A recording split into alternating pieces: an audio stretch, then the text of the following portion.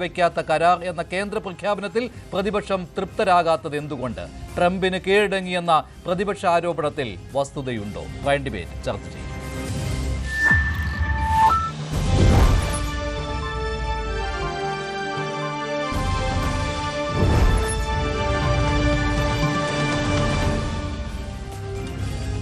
ഇന്ത്യയുമായി അമേരിക്കയുടെ വ്യാപാര കരാർ നിലവിൽ വരാൻ പോവുകയാണ്. ഇത് പ്രകാരം ഇന്ത്യക്ക് നേരത്തെ ചുമത്തിയിരുന്ന 50% ഇറക്കുമതി തീരുവ 18% കുറയാൻ പോകുന്നു. ട്രംപിന്റെ പ്രഖ്യാപനമായിരുന്നു ഇന്നലെ രാത്രി വന്നത്. അതിനുശേഷം ഇന്ത്യ ഇക്കാര്യം സ്ഥിരീകരിച്ചിരിക്കുകയാണ്. സംശയം ഒന്നേ ഉള്ളൂ, റഷ്യയിൽ നിന്ന് എണ്ണ വാങ്ങുന്നത് ഇന്ത്യ നിർത്തുമെന്നാണ് ട്രംപിന്റെ അവകാശവാദം. പകരം അമേരിക്കൻ എണ്ണയായിരിക്കും ഇന്ത്യയിലേക്ക് ഇറക്കുമതി ചെയ്യുക എന്നുള്ളത്. പക്ഷേ ഇക്കാര്യം ഇന്ത്യ സ്ഥിരീകരിച്ചിട്ടില്ല. ഇന്ന് വാണിജ്യമന്ത്രി മാധ്യമങ്ങളെ കണ്ടപ്പോഴും ഇക്കാര്യത്തിൽ നിലപാട് പറഞ്ഞിട്ടില്ല. അതേസമയം തീരുവ കുറച്ചത് ട്രംപിന് മുന്നിൽ ഇന്ത്യ ഉയർത്തിയ സമ്മർദ്ദം കാരണമോ, ഇന്ത്യൻ യൂറോപ്യൻ യൂണിയൻ കരാറാണോ ട്രംപിന്റെ ഈ കീഴടങ്ങലിന് പിന്നിൽ? പ്രൈം ഡിബേറ്റ് ചർച്ച ചെയ്യുകയാണ്. ഡോക്ടർ ജി ഗോപകുമാർ, ശ്രീ ശ്രീജിത്ത് പണിക്കർ, ശ്രീ സിബി സത്യൻ, ശ്രീ സജിമോൻ ആന്റണി എന്നിവർ ചേരുന്നു. ആദ്യം ഡോക്ടർ ജി ഗോപകുമാർ, ഇത് ട്രംപിന്റെ കീഴടങ്ങൽ എന്ന് പറയാമോ അതോ ഒരു വിൻ വിൻ ഡീൽ എന്ന് വിശേഷിപ്പിക്കാമോ? എനിക്ക് വിൻ വിൻ സിറ്റുവേഷൻ ആണ്, അതിലേക്ക് നയിക്കുന്ന ഒരു സാഹചര്യത്തിലേക്കാണ് പോകേണ്ടത്.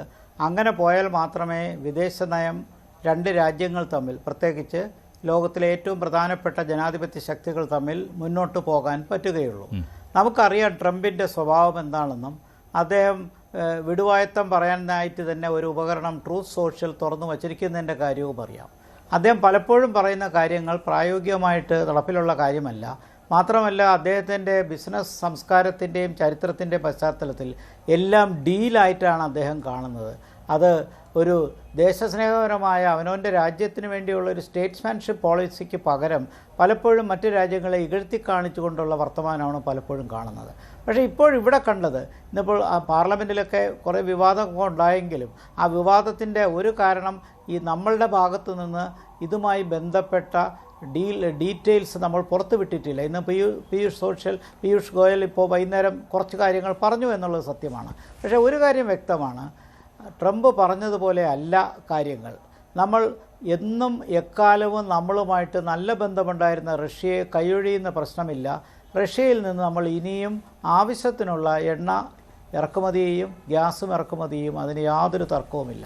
അമേരിക്ക പറയുന്ന പോലെ റഷ്യയുടെ അങ്ങ് നിർത്തിയിട്ട് വെനസ്വേലൻ ഓയിൽ വാങ്ങിക്കാൻ അങ്ങനെയുള്ളൊരു പാവയായിട്ടല്ല നമ്മളവിടെ ഇരിക്കുന്നത്. പക്ഷേ ട്രംപ് ഇന്നലെ രാത്രി ഇക്കാര്യം പറഞ്ഞതിന് ശേഷം ഇന്ത്യയിൽ നിന്നൊരു പ്രതികരണം ഉണ്ടായിട്ടില്ലല്ലോ. ഇന്ന് പീയൂഷ് ഗോയലിന്റെ വാർത്താ സമ്മേളനത്തിലും ഇത് പ്രതീക്ഷിച്ചിരുന്നു. ട്രംപാണല്ലോ അവകാശവാദം ഉന്നയിച്ചത്. ഇല്ല, അപ്പോൾ അതിന് മറുപടി ഇന്ത്യ പറയേണ്ടതല്ലേ, അതോ വേണ്ട എന്നാണോ? അല്ല, തീർച്ചയായിട്ടും പറയണം. നമ്മുടെ വിദേശകാര്യമന്ത്രി ഇപ്പോൾ അമേരിക്കയിൽ മറ്റൊരു കോൺഫറൻസിന് പോയിരിക്കുകയാണ്. അദ്ദേഹം നാളെ 4-ാം തീയതി വൈകുന്നേരം മടങ്ങി വരുമെന്നാണ് പ്രതീക്ഷിക്കുന്നത്. കൂടുതൽ ഡീറ്റെയിൽസ് നമുക്ക് ജയശങ്കറിൽ നിന്ന് കിട്ടുമെന്നുള്ള ഉറപ്പാണ്.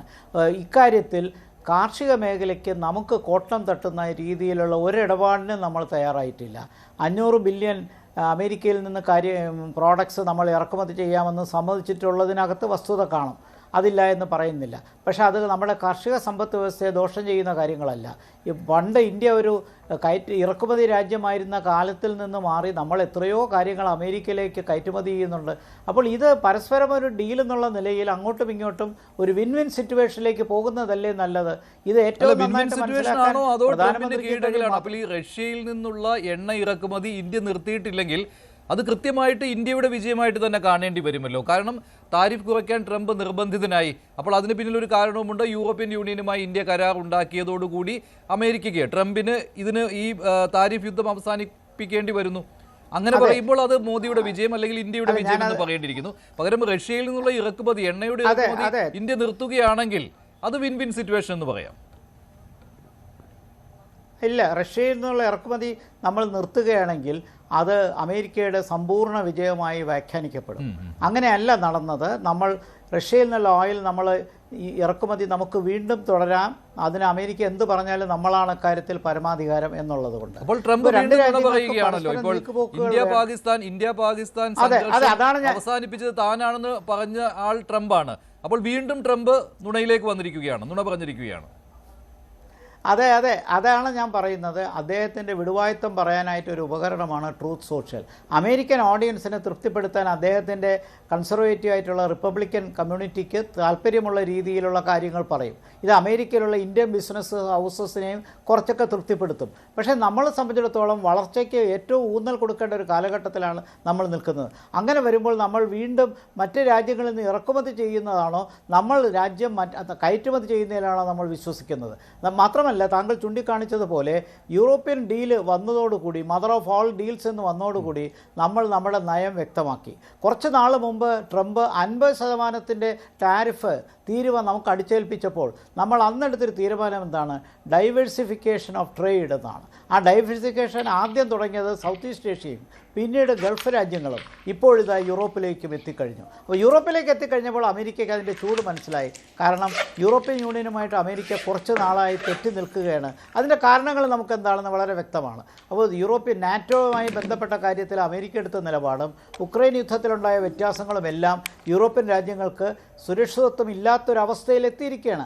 ആ സമയത്ത് യൂറോപ്പിനും മനസ്സിലായി അമേരിക്കയിലേക്ക് മാത്രം ട്രേഡ് നിർത്തിയാൽ അത് ശരിയാവത്തില്ല. അതുകൊണ്ട് തന്നെ വളരുന്നൊരു രാജ്യം, സാമ്പത്തികമായിട്ട് ഉയരുന്നൊരു രാജ്യം എന്നുള്ള നിലയിൽ ഇന്ത്യയുമായിട്ടൊരു ഡീല് അത്യാവശ്യമാണ്. ആ ഡീല് വളരെ വലുതാണ്, അതിൻ്റെ സാധ്യത വളരെ വലുതാണ്.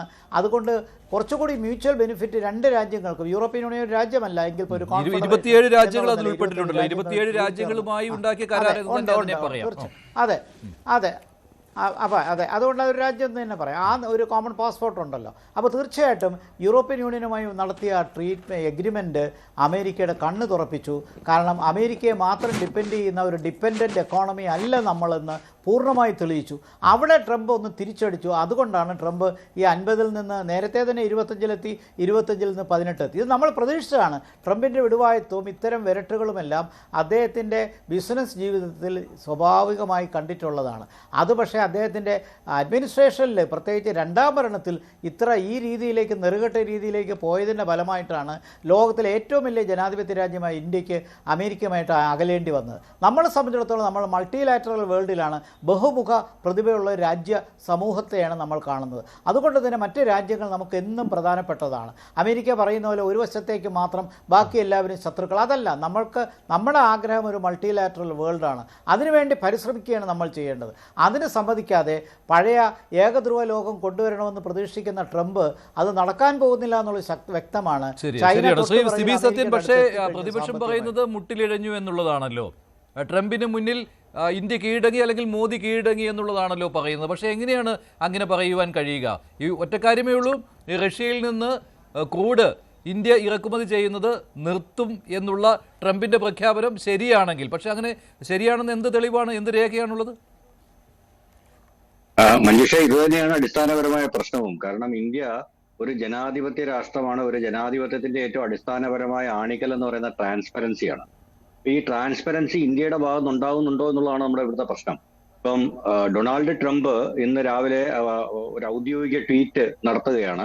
അദ്ദേഹം പറയുന്നു, ഇന്ത്യ US ഡീൽ നടന്നു. ഈ ഡീലിനകത്ത് ഇന്ത്യയിൽ നിന്നുള്ള ഉൽപ്പന്നങ്ങളുടെ തീരുവ 18% കുറച്ചു. എന്നാൽ ഇന്ത്യ ഇറക്കുമതി ചെയ്യുന്ന സാധനങ്ങളുടെ തീരുവ 0 അതോടൊപ്പം തന്നെ ഇന്ത്യ റഷ്യയിൽ നിന്ന് ഓയിൽ വാങ്ങുന്ന നിർത്തും, വെനസ്വേലൻ ഓയിൽ വാങ്ങിക്കും. ഇത്തരം കാര്യങ്ങളെല്ലാം അദ്ദേഹം പറയുമ്പോൾ ഇതിനകത്ത് ഇന്ത്യയുടെ പ്രതികരണം എന്താണ് എന്നുള്ളത് വളരെ ശ്രദ്ധേയമാണ്. ഈ സംഭവത്തിന് നരേന്ദ്രമോദി അദ്ദേഹവുമായി ഫോൺ സംഭാഷണം നടന്നു എന്ന് സ്ഥിരീകരിച്ചിട്ടുണ്ട്. അദ്ദേഹത്തിന് നന്ദി പറഞ്ഞിട്ടുണ്ട്. ഇത്തരം കാര്യങ്ങളെല്ലാം പറഞ്ഞിട്ടുണ്ട്.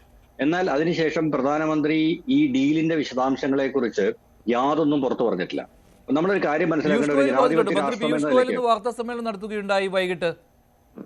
അതെ, അപ്പം ഇതിനകത്ത് ഞാൻ രാവിലത്തെ കഥയാണ് പറയുന്നത്. അപ്പം ഈ ഒരു സംഭവം ഡൊണാൾഡ് ട്രംപ് ഇതുപോലൊരു പ്രസ്താവന നടത്തി ഏതാണ്ട് 24 മണിക്കൂറിന് ശേഷമാണ് ഇന്ത്യ ഇക്കാര്യത്തിൽ പ്രതികരിക്കാൻ തയ്യാറാവുന്നത്. ഓക്കെ, നേരത്തെ പറഞ്ഞതുപോലെ 18% അമേരിക്കൻ ഉൽപ്പന്നങ്ങൾ, ഇന്ത്യയിൽ നിർമ്മിക്കുന്ന ഉൽപ്പന്നങ്ങൾക്ക് അമേരിക്കയിൽ തീരുവ ഏർപ്പെടുത്തുന്നു. തിരിച്ച് 0 തീരുവ തിരികെ ഏർപ്പെടുത്തും. ഇത് എങ്ങനെയാണ് നമ്മുടെ വിജയമാകുന്നതെന്ന് എനിക്ക് മനസ്സിലാവുന്നില്ല. ഇത് ഏത് തരത്തിലാണ് നമ്മുടെ വിജയമായിട്ട് വ്യാഖ്യാനിക്കപ്പെടേണ്ടതെന്നും മനസ്സിലാവുന്നില്ല. ഇപ്പൊ വെനസ്വേലയുടെ കേസും അല്ലെങ്കിൽ റഷ്യയുടെ ഓയിൽ വാങ്ങുന്നു എന്നുള്ള കേസും എനിക്ക് തോന്നുന്നു അതൊക്കെ ഒരു പരിധി വരെ ട്രംപ് മുന്നോട്ട് വെക്കുന്ന, അതായത് അദ്ദേഹത്തിന്റെ അടവ് നയങ്ങളുടെ ഭാഗമായിട്ട് അഡ്വാൻസ് ആയിട്ട് മുന്നോട്ട് വെക്കുന്ന ചില പരിപാടികളാണ്. ഇന്ത്യ അതിനകത്ത് വീഴുമെന്ന് എനിക്ക് തോന്നുന്നില്ല, അല്ലെങ്കിൽ അത്തരം ഒരു സംഭവം നടന്നിട്ടുണ്ടാവുമെന്ന് എനിക്ക് തോന്നുന്നില്ല. കാരണം ദീർഘകാല സഖ്യകക്ഷിയായ റഷ്യയെ നിലവിലെ സാഹചര്യത്തിൽ പിണക്കാൻ ഇന്ത്യക്ക് താല്പര്യം ഉണ്ടാവില്ല. കാരണം ട്രംപിനെ പോലെ ഒരു ഭരണാധികാരിയുടെ കൂടെ നിന്നതിന്റെ ദോഷഫലങ്ങൾ പ്രധാനമന്ത്രി നരേന്ദ്രമോദി ഇതിനകം അനുഭവിച്ചതാണ്. അപ്പൊ അതുകൊണ്ട് തന്നെ അദ്ദേഹം ഇനി റഷ്യയെ വിട്ടുകൊണ്ട് അമേരിക്കൻ പക്ഷത്ത് നിന്നുകൊണ്ടുള്ള തീരുമാനങ്ങൾ എടുക്കില്ല എന്ന് നമുക്ക് പ്രതീക്ഷിക്കാം. അത് പ്രതീക്ഷിക്കുമ്പോൾ തന്നെ നമ്മൾ മനസ്സിലാക്കേണ്ട ഈ താരിഫിനകത്തുള്ള ഈ ഒരു വലിയ വ്യത്യാസമുണ്ടല്ലോ. അതായത് ഇന്ത്യൻ ഉൽപ്പന്നങ്ങൾ അവിടെ ഇറക്കുമ്പോൾ അതിന് 18% തീരുവ. അതായത് അമേരിക്കക്കാർ അത്രയും കൂടുതൽ അധികം പൈസ കൊടുത്ത് വേണം ഇന്ത്യൻ ഉൽപ്പന്നങ്ങൾ ഇറക്കാൻ. എന്ന് വെച്ച് കഴിഞ്ഞാൽ ഇന്ത്യയുടെ അങ്ങോട്ടുള്ള കയറ്റുമതി അത് ബാധിച്ചിരിക്കും. അതേസമയം തന്നെ അമേരിക്കൻ ഉൽപ്പന്നങ്ങൾ ഇന്ത്യയിലേക്ക് ഫ്രീ ആയിട്ട് വളരെ വില കുറഞ്ഞ് ഇഷ്ടം പോലെ സാധനങ്ങൾ കൊണ്ട് ഡംപ് ചെയ്യാനുള്ള ഒരവസരം ഉണ്ടാക്കിയിരിക്കുകയാണ്. ഇതിനെ ഇന്ത്യയുടെ വിജയം എന്നാണ് ഒരു കൂട്ടം ആൾക്കാർ പറയുന്നത്.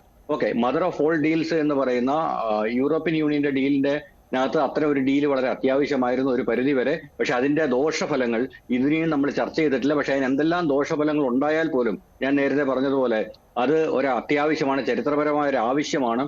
അതുകൊണ്ട് ഇന്ത്യയുടെ നിലവിലെ ഒരു റോഗ് നേഷനായി മാറിക്കൊണ്ടിരിക്കുന്ന അമേരിക്കയുടെ അല്ലെങ്കിൽ അമേരിക്കൻ ഭരണാധികാരിയുടെ മുന്നിൽ മറ്റ് ലോകരാജ്യങ്ങൾ ഒന്നിച്ചു നിൽക്കണം. അതിന് ചില കൊടുക്കൽ വാങ്ങലുകൾ വളരെ അത്യാവശ്യമാണ്. അതിന് ദോഷം ഈ വരുന്ന ദിവസങ്ങളിൽ നമുക്കറിയാം. പക്ഷെ എന്തെങ്കിലും ഇന്ത്യയുടെ താല്പര്യങ്ങൾ സംരക്ഷിക്കപ്പെടും എന്ന് തന്നെ നമ്മൾ വിശ്വസിക്കുന്നുണ്ട്. പക്ഷെ അമേരിക്കയുമായി ഏറ്റവും പ്രധാനപ്പെട്ടത് കാർഷിക മേഖലയിലാണല്ലോ. ആ ഒരു ഉറപ്പ് നൽകിയിട്ടുണ്ട്. എന്തായാലും ഇന്ന് കേന്ദ്രമന്ത്രി മാധ്യമങ്ങളെ കണ്ടപ്പോഴും പീയൂഷ് ഗോയൽ കണ്ടപ്പോഴും ആ കാര്യം പറയുകയുണ്ടായി. കാർഷിക ഉൽപ്പന്നങ്ങൾ, പിന്നെ ക്ഷീരോൽപ്പന്നങ്ങൾ, ഇതൊന്നും ഈ പരിധിയിലേക്ക് വന്നിട്ടില്ല. അപ്പോൾ സ്വാഭാവികമായിട്ടും ഇന്ത്യയിലെ കർഷകരെ ബാധിക്കില്ല. അതെ, യൂറോപ്യൻ യൂണിയനുകളുടെ കരാറിൽ അഗ്രികൾച്ചറിലെ ചില ഏരിയകൾ ഒഴിവാക്കിയിട്ടുണ്ട് എന്നുള്ളത് നല്ലതാണ്. പക്ഷേ ഭാവിയിൽ അതും തുറന്നു കൊടുക്കപ്പെടാം. അത് ഓക്കെ, ചില കാര്യങ്ങൾ ഈ പറഞ്ഞതുപോലെ ലോകം ഒരു ഒറ്റ മാർക്കറ്റായി മാറുന്ന ഈ കാലത്ത് ചില കാര്യങ്ങളിൽ നമുക്ക് പിന്നോക്കം നിൽക്കുക എന്ന് പറയുന്നത് സാധ്യമല്ല. പക്ഷേ എങ്കിലും ഇന്ത്യയുടെ താല്പര്യങ്ങൾ സംരക്ഷിച്ചുകൊണ്ട് മാത്രമായിരിക്കണം. ഇപ്പൊ നിലവിലെ ഏറ്റവും വലിയ പ്രതിസന്ധി മഞ്ജുഷ് നമ്മൾ മനസ്സിലാക്കേണ്ടത് ഈ ഗവൺമെന്റിന്റെ ട്രാൻസ്പെറൻസി ഇല്ലായ്മയാണ്. എന്തുകൊണ്ടാണ് ഇപ്പം ഈ പറഞ്ഞതുപോലെ ഒരു വലിയ പ്രൊപ്പഗാണ്ടയ്ക്ക് അവസരം കൊടുത്തുകൊണ്ട് ഇപ്പൊ ഇന്ത്യയിലെ ഒരു പൊതുസ്ഥിതി എന്തുവെന്ന് വെച്ച് കഴിഞ്ഞാൽ, ഇന്ത്യയിൽ നരേന്ദ്രമോദി മറിഞ്ഞു വീണാൽ അദ്ദേഹത്തെ പോലെ മനോഹരമായിട്ട് ആർക്കാണ് മറിഞ്ഞു വീഴാൻ പറ്റുക? അദ്ദേഹം ചാടി എഴുന്നേറ്റാൽ അദ്ദേഹത്തെ പോലെ ചാടി എഴുന്നേക്കാൻ ആർക്കാണ് പറ്റുക എന്ന് പറയുന്ന ഒരു ഭക്തരുടെ ഒരു വലിയ പ്രൊപ്പഗാണ്ടയാണ് നിലവിൽ നടന്നുകൊണ്ടിരിക്കുന്നത്. അപ്പൊ നമ്മൾ ഇത് വസ്തുനിഷ്ഠമായിട്ടോ യാഥാർത്ഥ്യബോധത്തോടെയോ ഒരു കാര്യങ്ങളും ഇന്ത്യയിൽ ഇന്ന് വിലയിരുത്തപ്പെടുന്നില്ല. പോലും വിമർശന വിധേയമായിട്ടുണ്ട്. ശ്രീജിത് പണിക്കർ അതും കണ്ടു. ട്രംപാണ് ആദ്യം ട്വീറ്റ് ചെയ്തത് ഇക്കാര്യം, ഇന്ത്യ അല്ല, മോദി അല്ല ട്വീറ്റ് ചെയ്ത് എന്ന രീതിയിലൊക്കെയുള്ള വിമർശനങ്ങൾ വരുന്നുണ്ട്. അതിനൊക്കെ എന്ത് അടിസ്ഥാനമാണ് ഉള്ളത്? ഒരു ഔദ്യോഗികമായിട്ടുള്ള സ്ഥിരീകരണം വരാൻ കുറച്ച് സമയമെടുക്കും. മാത്രമല്ല വിദേശമന്ത്രി അമേരിക്കയിലാണ് ഉള്ളത്. അപ്പോൾ ഈ കരാറിന്റെ രൂപം ഉണ്ടാകുന്നതിന് മുൻപ് തന്നെ അത് ആദ്യം ഇന്ത്യ പ്രഖ്യാപിക്കണമെന്നൊക്കെ വാശി പിടിക്കേണ്ട ആവശ്യമുണ്ടോ? ശ്രീ മഞ്ജുഷ്, ഇത് ഇപ്പോൾ വിമർശിക്കുന്ന ആൾക്കാർക്ക് എല്ലാവർക്കും താല്പര്യമുണ്ടാകുന്ന അല്ലെങ്കിൽ അവർ പറയുന്ന പ്രൊസീജിയർ അനുസരിച്ച് ഒപ്പിട്ട ഒരു കരാറാണ് ഇന്ത്യയും യൂറോപ്യൻ യൂണിയനും തമ്മിലുള്ള കരാർ. അതിൻ്റെ ആൾക്കാർ ഇന്ത്യയിൽ വന്നിട്ട് ഇവിടെ വെച്ചിട്ടാണ് അത് സൈൻ ചെയ്യുന്നത്. അപ്പോൾ അതിൽ പ്രഖ്യാപനം എങ്ങനെ നടത്താം, ജോയിന്റ് പ്രഷർ എങ്ങനെയായിരിക്കണം, ഈ കാര്യങ്ങളെക്കുറിച്ചെല്ലാം വളരെ കൃത്യമായിട്ട് ഇപ്പോൾ ഈ കരാറിനെ എതിർക്കുന്ന ആൾക്കാർ അവർ ഐഡിയലായിട്ട് എങ്ങനെയാണ് ഒരു സിറ്റുവേഷൻ ഉണ്ടായിരിക്കേണ്ടത് അതിന് പ്രകാരമാണ് India European union full trade agreement കരാർ നടന്നത്. പക്ഷേ ആ സമയത്ത് അതിനെ വിമർശിക്കുന്നതിന് ഇവർക്ക് മറ്റ് കാരണങ്ങളുണ്ടായിരുന്നു. അപ്പോൾ ആ സമയത്ത് മോദി കമന്ന് വീഴുന്നതോ മോദി എങ്ങനെ എണീറ്റു എന്നതിൻ്റെ സൗന്ദര്യത്തിനെക്കുറിച്ചായിരുന്നില്ല ഇവരൊക്കെ വിമർശനം ഉന്നയിച്ചത് എന്നുള്ളത് നമുക്കറിയാവുന്ന കാര്യമാണ്. നമ്മുടെ മാധ്യമ പ്രവർത്തകരെ വിട്ടേക്കൂ, നമ്മുടെ മാധ്യമ സ്ഥാപനങ്ങളെയോ ഇവർ ഈ ഗോദി മീഡിയ എന്നൊക്കെ പറയുന്ന ആൾക്കാരെ ഒക്കെ തന്നെ അങ്ങ് വിട്ടേക്കൂ.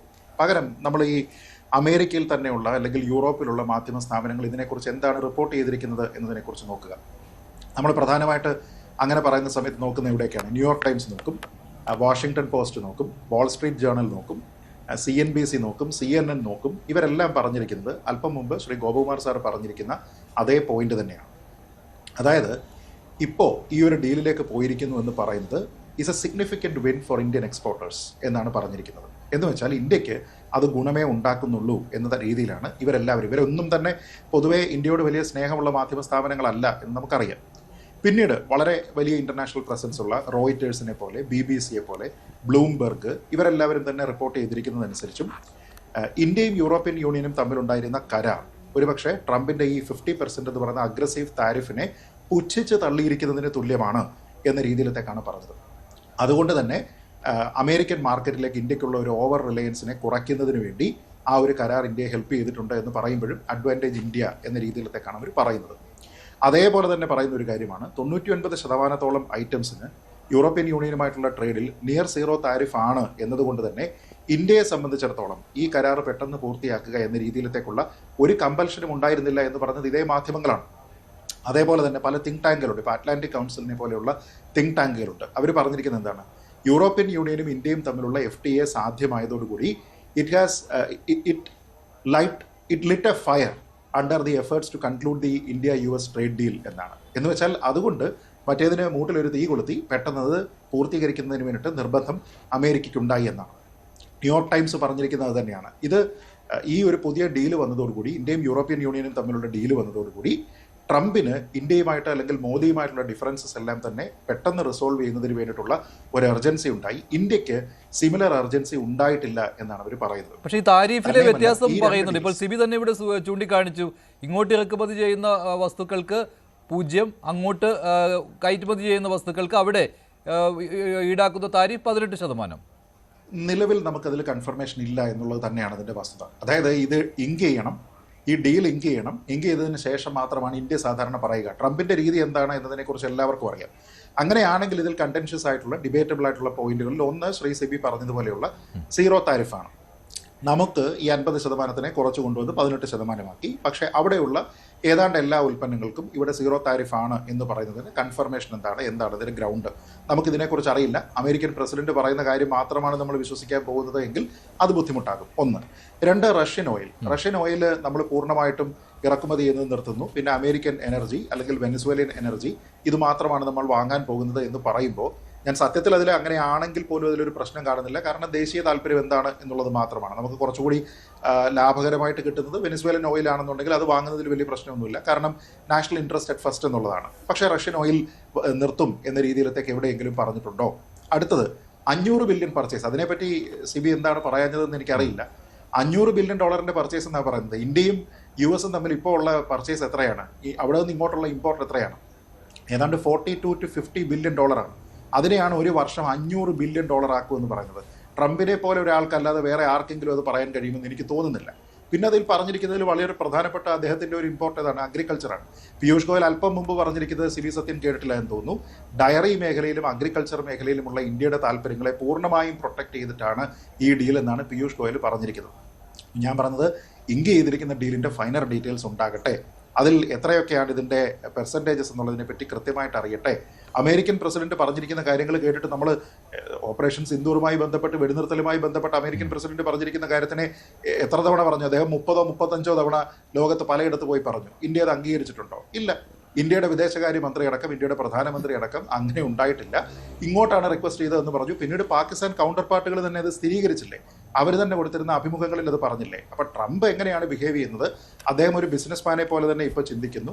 ഞാൻ ഉണ്ണിയേട്ടൻ ഫസ്റ്റ് എന്ന് പറഞ്ഞിട്ടുള്ള ഒരു പോളിസി അനുസരിച്ചിട്ട് പുള്ളി എല്ലായ്പ്പോഴും പ്രവർത്തിക്കുന്നു, ഡീലുകൾ അനൗൺസ് ചെയ്യുന്നു. സാധാരണ രീതിയിൽ 2 രാജ്യങ്ങൾ തമ്മിൽ, പ്രത്യേകിച്ച് 2 സൗഹൃദ രാജ്യങ്ങൾ തമ്മിൽ ഒരു ഡീൽ സൈൻ ചെയ്യുന്ന സമയത്ത് എങ്ങനെയാണോ അത് അനൗൺസ് ചെയ്തത് ആ രീതിയിലൊന്നും അല്ല ട്രംപിന്റെ രീതി.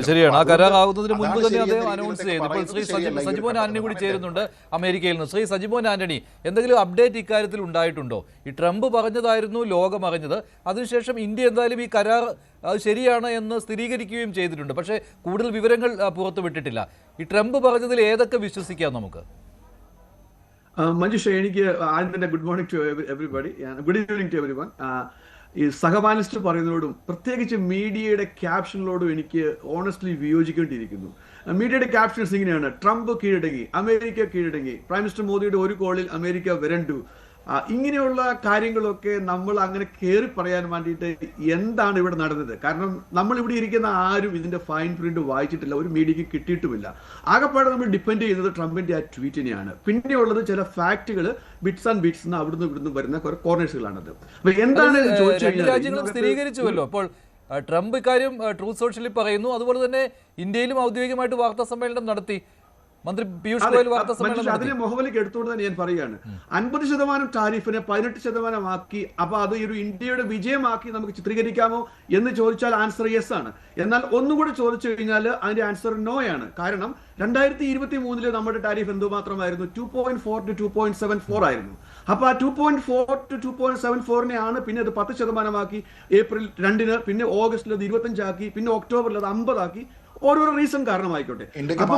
എവിടെ നിന്ന് നമ്മൾ തുടങ്ങിയെന്ന് ചോദിച്ചു കഴിഞ്ഞാൽ വളരെ ലോ ലെവലിലായിരുന്നു.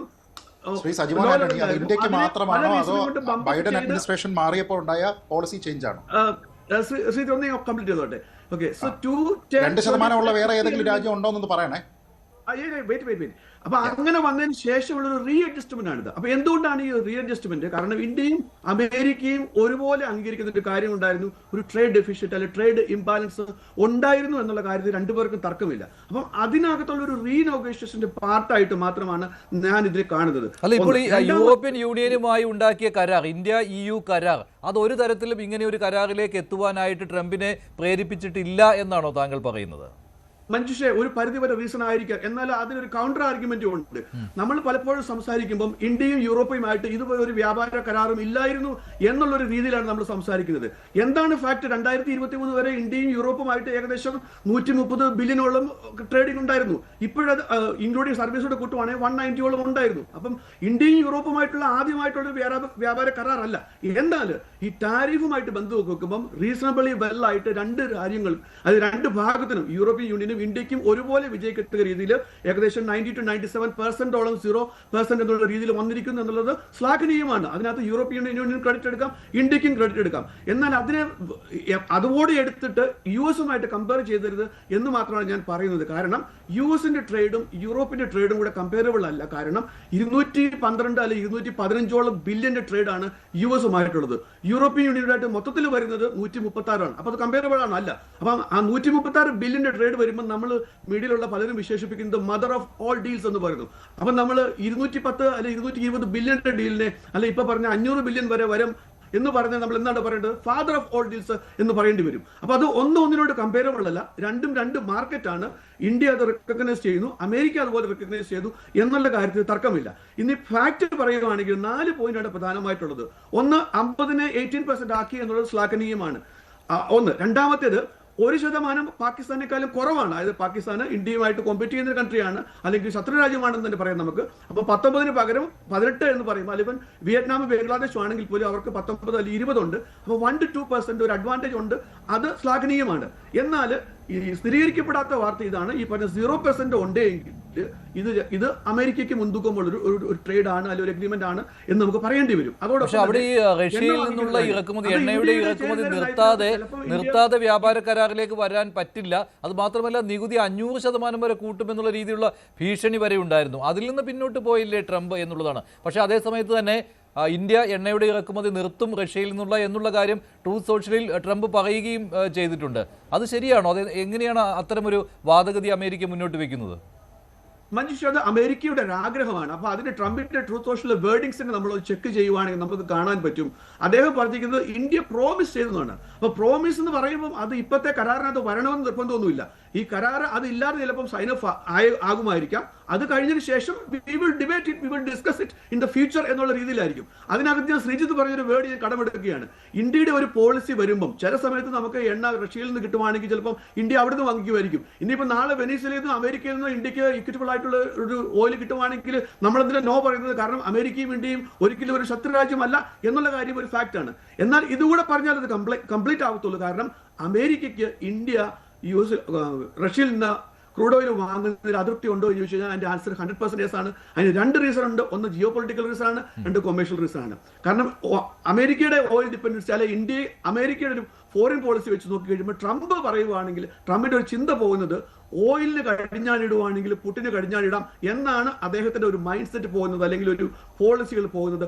അതിന്റെ പാർട്ടായിട്ടാണ് ഓയിലിനെ ഒരു സെൻട്രൽ ഫിഗർ ആയിട്ട് അല്ലെങ്കിൽ ആ ഒരു പോളിസിയെ. താങ്കൾ എന്തായാലും ഇതിനെ ഒരു വിൻ വിൻ സിറ്റുവേഷൻ എന്നാണോ പറയുന്നത്? അതോ താങ്കൾ ആദ്യം തന്നെ പറഞ്ഞു ആരുടെയും കീഴടങ്ങലോ വിജയമോ അല്ല എന്ന്. അപ്പോൾ ഒരു വിൻ വിൻ സിറ്റുവേഷൻ അല്ലേ? ഇത് ആരുടെയും കീഴടങ്ങിയോ വിജയവും അല്ല. ഇത് രണ്ടുപേർക്കും വിൻ വിൻ സിറ്റുവേഷൻ ആണ്. കാരണം ഇന്ത്യയും അമേരിക്കയും ഡെമോക്രസിയിൽ അധിഷ്ഠിതമായ 2 രാജ്യങ്ങളാണ്. ഇന്ത്യക്ക് എന്തുമാത്രം അമേരിക്കയെ വേണമോ അതുപോലെ തന്നെ അമേരിക്കയ്ക്ക് ഇന്ത്യയും വേണം എന്നുള്ള കാര്യത്തിൽ ഒരു സംശയവുമില്ല.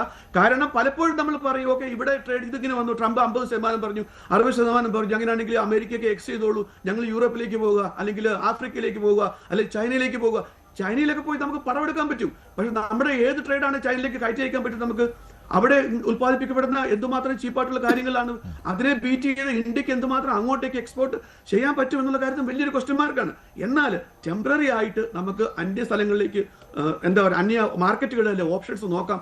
അതിനകത്തൊന്നും കുഴപ്പമില്ല. ഏതായാലും ലോകത്തിൽ മൊത്തം ഒരു റീബാലൻസിങ് നടക്കുന്നുണ്ട് എന്നുള്ള കാര്യത്തിൽ സംശയമില്ല. അത് ഇന്ത്യ സ്പെസിഫിക് മാത്രമല്ല, അമേരിക്കയും യൂറോപ്പുമായിട്ടുള്ള ബന്ധങ്ങളും അമേരിക്കയും ആഫ്രിക്കൻ രാജ്യങ്ങളുമായിട്ട് അജണ്ടകളും അതിനകത്തും ഉണ്ട് എന്നുള്ള കാര്യത്തിൽ ശരി, ഡോക്ടർ ജി ഗോപകുമാർ, ഇതൊരു വാഗ്ദാനം എന്ന രീതിയിലാണ് ട്രംപ് പറഞ്ഞിട്ടുള്ളത്. റഷ്യയിൽ നിന്ന് എണ്ണ വാങ്ങുന്നത് ഇന്ത്യ നിർത്തുമെന്ന്, കരാറിൽ ഉണ്ടാകണമെന്നില്ല. അത് സജിമൻ അത് വ്യക്തമാക്കുകയും ചെയ്തിട്ടുണ്ട്.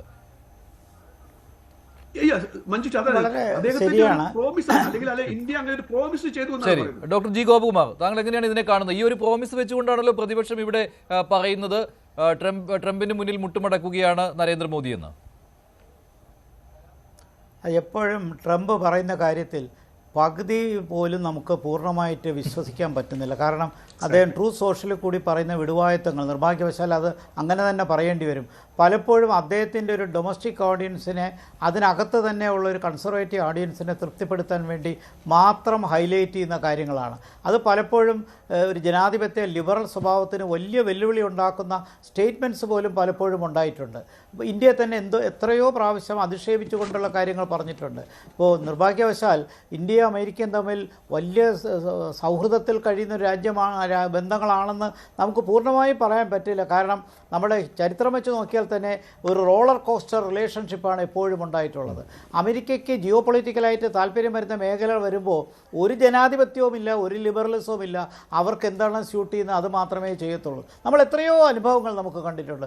പാകിസ്ഥാനെ സഹായിച്ചിട്ടുണ്ട്, മറ്റ് തീവ്രവാദികളുടെ പരോക്ഷമായിട്ട് ഹെൽപ്പ് ചെയ്യുന്ന കാര്യങ്ങൾ വന്നിട്ടുണ്ട്. ഇങ്ങനെ എത്രയോ സാഹചര്യത്തിൽ ഇന്ത്യക്ക് ബുദ്ധിമുട്ടുണ്ടാക്കുന്ന അനുഭവങ്ങൾ. നമുക്ക് അതിലേക്ക് പോകണ്ട, കാരണം എപ്പോഴും ഒരു റോളർ കോസ്റ്റർ റിലേഷൻഷിപ്പാണ് ഉള്ളത്. ഞങ്ങളൊക്കെ ആഗ്രഹിച്ചിരുന്നത് വലിയ ജനാധിപത്യ രാജ്യങ്ങൾ, പ്രത്യേകിച്ച് ആഗോളവൽക്കരണം വന്നതിന് ശേഷം വളരെയധികം ആത്മാർത്ഥമായ അടുപ്പമുണ്ടാകുമെന്നാണ് വിചാരിച്ചത്. അത് ഡെമോക്രാറ്റിക് പീരീഡിൽ ഉണ്ടായിരുന്നതിനേക്കാൾ റിപ്പബ്ലിക്കൻ പീരീഡിൽ വരുമെന്നാണ് നമ്മൾ കരുതിയത്. പക്ഷേ നിർഭാഗ്യവശാൽ അദ്ദേഹത്തിൻ്റെ സെക്കൻഡ് ട്രംപിൻ്റെ പീരീഡിൽ വന്നപ്പോൾ ബന്ധങ്ങൾ ആകെ തകിടം മറിഞ്ഞു. അദ്ദേഹം ഒരു അഗ്രസീവ് സ്റ്റൈലിലുള്ള ഒരു പൊളിറ്റിക്സും ആയ ഡീലുമാണ് നടത്തിയത്. അതിൻ്റെ ഫലമായിട്ട് തീർച്ചയായിട്ടും ഏതെങ്കിലും രാജ്യത്തിന് 50% 100% തീരുവയൊക്കെ അടിച്ചേൽപ്പിച്ചു കഴിഞ്ഞാൽ ആ രാജ്യത്തിന് അങ്ങോട്ട് സ്നേഹം തോന്നുമോ? അതിൽ നിന്ന് അദ്ദേഹം ഇത്രയും താഴ്ന്നതിൽ സന്തോഷമുണ്ട്. കാരണം അദ്ദേഹത്തിൻ്റെ ചരിത്രം നോക്കിക്കഴിഞ്ഞാൽ ബിസിനസ് ഡീലിങ്ങിലാണ് അദ്ദേഹം വിലപേശുന്നതിൽ, ശക്തമായി വിലപേശുന്നത്, ഭീഷണിപ്പെടുത്തുന്നതിലാണ് അദ്ദേഹത്തിൻ്റെ വിജയം പലപ്പോഴും ഉള്ളത്. പക്ഷേ അതിൽ ഈൽഡ് ചെയ്യില്ല. നമ്മൾ വളരെ വ്യക്തമാണ്, നമ്മൾ ഡൈവേഴ്സിഫൈ ചെയ്യും. ആ ഡൈവേഴ്സിഫൈ ചെയ്ത് ഞാൻ നേരത്തെ ചൂണ്ടിക്കാണിച്ചത് south east Asia, Gulf countries, അത് കഴിഞ്ഞ് ഇപ്പോൾ യൂറോപ്പ്. ഇനി അത് മാത്രമല്ല, ഇപ്പോൾ യൂറോപ്പും അമേരിക്കയും തമ്മിലുള്ള നമ്മുടെ ഡീലിങ്ങിൽ ക്വാണ്ടത്തിൽ വ്യത്യാസം കാണും, അതിൻ്റെ വോളിയൂമിൽ വ്യത്യാസം കാണും. പക്ഷേ സംശയിക്കേണ്ട, നമുക്ക് we are going to put our eggs in different basket. American ബാസ്ക്കറ്റിൽ മാത്രമല്ല, ഇതിനപ്പുറം പറഞ്ഞു കഴിഞ്ഞാൽ ബ്രിക്സ് ഉണ്ട്, Brazil, Russia, India, China, South Africa. അപ്പോൾ നമ്മൾ അതൊക്കെ ഡീൽ ചെയ്യുന്നുണ്ട്. G20 വരുന്നുണ്ട്. അപ്പോൾ ഇങ്ങനെ തുടങ്ങി പല കാര്യങ്ങളിലേക്ക് നമ്മൾ ഡൈവേഴ്സിഫൈ ചെയ്യുമ്പോൾ ഒരു മൾട്ടിലാറ്ററൽ വേൾഡിൽ വേണ്ടത് ഒരു രാജ്യത്തെ മാത്രം എക്സ്ക്ലൂസീവായിട്ട് ഡിപ്പെൻഡ് ചെയ്താൽ അതുകൊണ്ട് നമുക്ക് വിജയമുണ്ടാവുകയില്ല. അതേസമയം മറ്റ് പല രാജ്യങ്ങളുമായിട്ട് നമ്മുടെ പൊസിഷൻ ക്ലിയർ ആണല്ലോ, സ്ട്രാറ്റജിക് ഓട്ടോണമിയാണ്. ആ സ്ട്രാറ്റജിക് ഓട്ടോണമി ബിസിനസ് ഡീൽസിലുമുണ്ട്. അതിനെങ്ങനെ നമ്മൾ കോംപ്രമൈസ് ചെയ്യുന്നത്? അതുകൊണ്ട് തന്നെ ഇപ്പോൾ അമേരിക്കയുമായിട്ട് വന്നൊരു ഡീലിനെ നമ്മൾ വെൽക്കം ചെയ്യുമ്പോഴും നമ്മുടെ പ്രധാനമന്ത്രിയും ജയശങ്കറും വിദേശകാര്യ വകുപ്പ് മന്ത്രിയും പീയൂഷ് ഗോയലും ഒക്കെ പറയുമ്പോൾ മാത്രമേ നമുക്കതിൻ്റെ ഫുൾ രൂപം കിട്ടത്തുള്ളൂ. പക്ഷേ അവിടെ പ്രതിപക്ഷത്തിന് രാഷ്ട്രീയമായിട്ട് ഉന്നയിക്കുവാനുള്ള ഒരു അവസരം കൊടുക്കുകയാണ് ഡോക്ടർ ജി ഗോപകുമാർ. ട്രംപ് പറഞ്ഞതിനെ പറ്റി ഒന്നും വിശദീകരിക്കുവാൻ കേന്ദ്രം തയ്യാറാവുന്നില്ല. അതാണ് അതിൻ്റെ ഒരു പ്രശ്നം. അല്ല, അത് കാരണം നമ്മളെ പ്രതിരോധത്തിലാക്കുകയല്ലേ. ട്രൂത്ത് സോഷ്യലിൽ കൂടി ഇങ്ങനെ ഡിക്ലെയർ ചെയ്ത് ഇന്ത്യക്ക് നമ്മൾ ഇങ്ങോട്ട് ഇറക്കുന്നതിൽ 25%, നമുക്ക് 0. ഇതിൽ എത്ര വാസ്തവമുണ്ട് നമുക്ക് എങ്ങനെ അറിയാം? ഇന്ത്യൻ വേർഷൻ വന്നില്ലല്ലോ. വെനസ്വേലൻ ഓയിൽ നമ്മൾ എത്ര എടുക്കുമെന്നോ, റഷ്യയുടെ ഓയിൽ കട്ട് ചെയ്യുമെന്നോ ഒന്നും വന്നില്ലല്ലോ. $500 ബില്യൺ കാര്യത്തിൽ വ്യക്തതയുണ്ട്. അപ്പോൾ ചുരുക്കത്തിൽ ട്രാൻസ്പെറൻസി വേണമെന്ന് പറയുന്നത് വളരെ ശരിയാണ്. നമ്മൾ ഔപചാരികമായിട്ട് നമ്മുടെ ഒരു പേപ്പറോ വൈറ്റ് പേപ്പറോ നമ്മുടെ വ്യക്തമായൊരു തെളിവോ പാർലമെൻറ്റ് നടക്കുമ്പോൾ പാർലമെൻറ്റിൽ പറയേണ്ട കാര്യങ്ങളോ പൂർണ്ണമായി വരാത്തിടത്തോളം കാലം ഇത് ഏർലി സിറ്റുവേഷനിൽ ട്രംപ് ഗോളടിക്കാൻ നോക്കിയതാണ്. അദ്ദേഹത്തിൻ്റെ ഓഡിയൻസിനെ അത് തൃപ്തിപ്പെടുത്തിയിരിക്കും. നല്ലത് തന്നെ, നടക്കട്ടെ. പക്ഷേ നമുക്ക് നമ്മുടേതായ തീരുമാനങ്ങളുണ്ടല്ലോ. വാസ്തവത്തിൽ മഞ്ജുഷ പറഞ്ഞ ആ പോയിന്റിനോടാണ് വിൻ വിൻ സിറ്റുവേഷനാണ് വേണ്ടത്. അതല്ലാതെ ഒരു രാജ്യത്തിൻ്റെ നേട്ടം മറ്റു രാജ്യത്തിൻ്റെ കഷ്ടപ്പാടിലേക്ക് അല്ല പോകേണ്ടത്. പ്രത്യേകിച്ച് നമ്മുടെ എക്കോണമിയിൽ നമ്മൾ വളരെ ഓപ്പൺ എൻഡഡായി മാറി, നമുക്ക് വോളിയൂം ഓഫ് ട്രേഡ് വർദ്ധിക്കുന്നു, നമ്മൾ ഡൈവേഴ്സിഫൈ ചെയ്യുന്നു. അപ്പോൾ നമുക്ക് ഓപ്ഷൻസ് പലതുണ്ടെന്ന് നമ്മൾ എത്ര പ്രാവശ്യം തെളിയിച്ചതാണ്.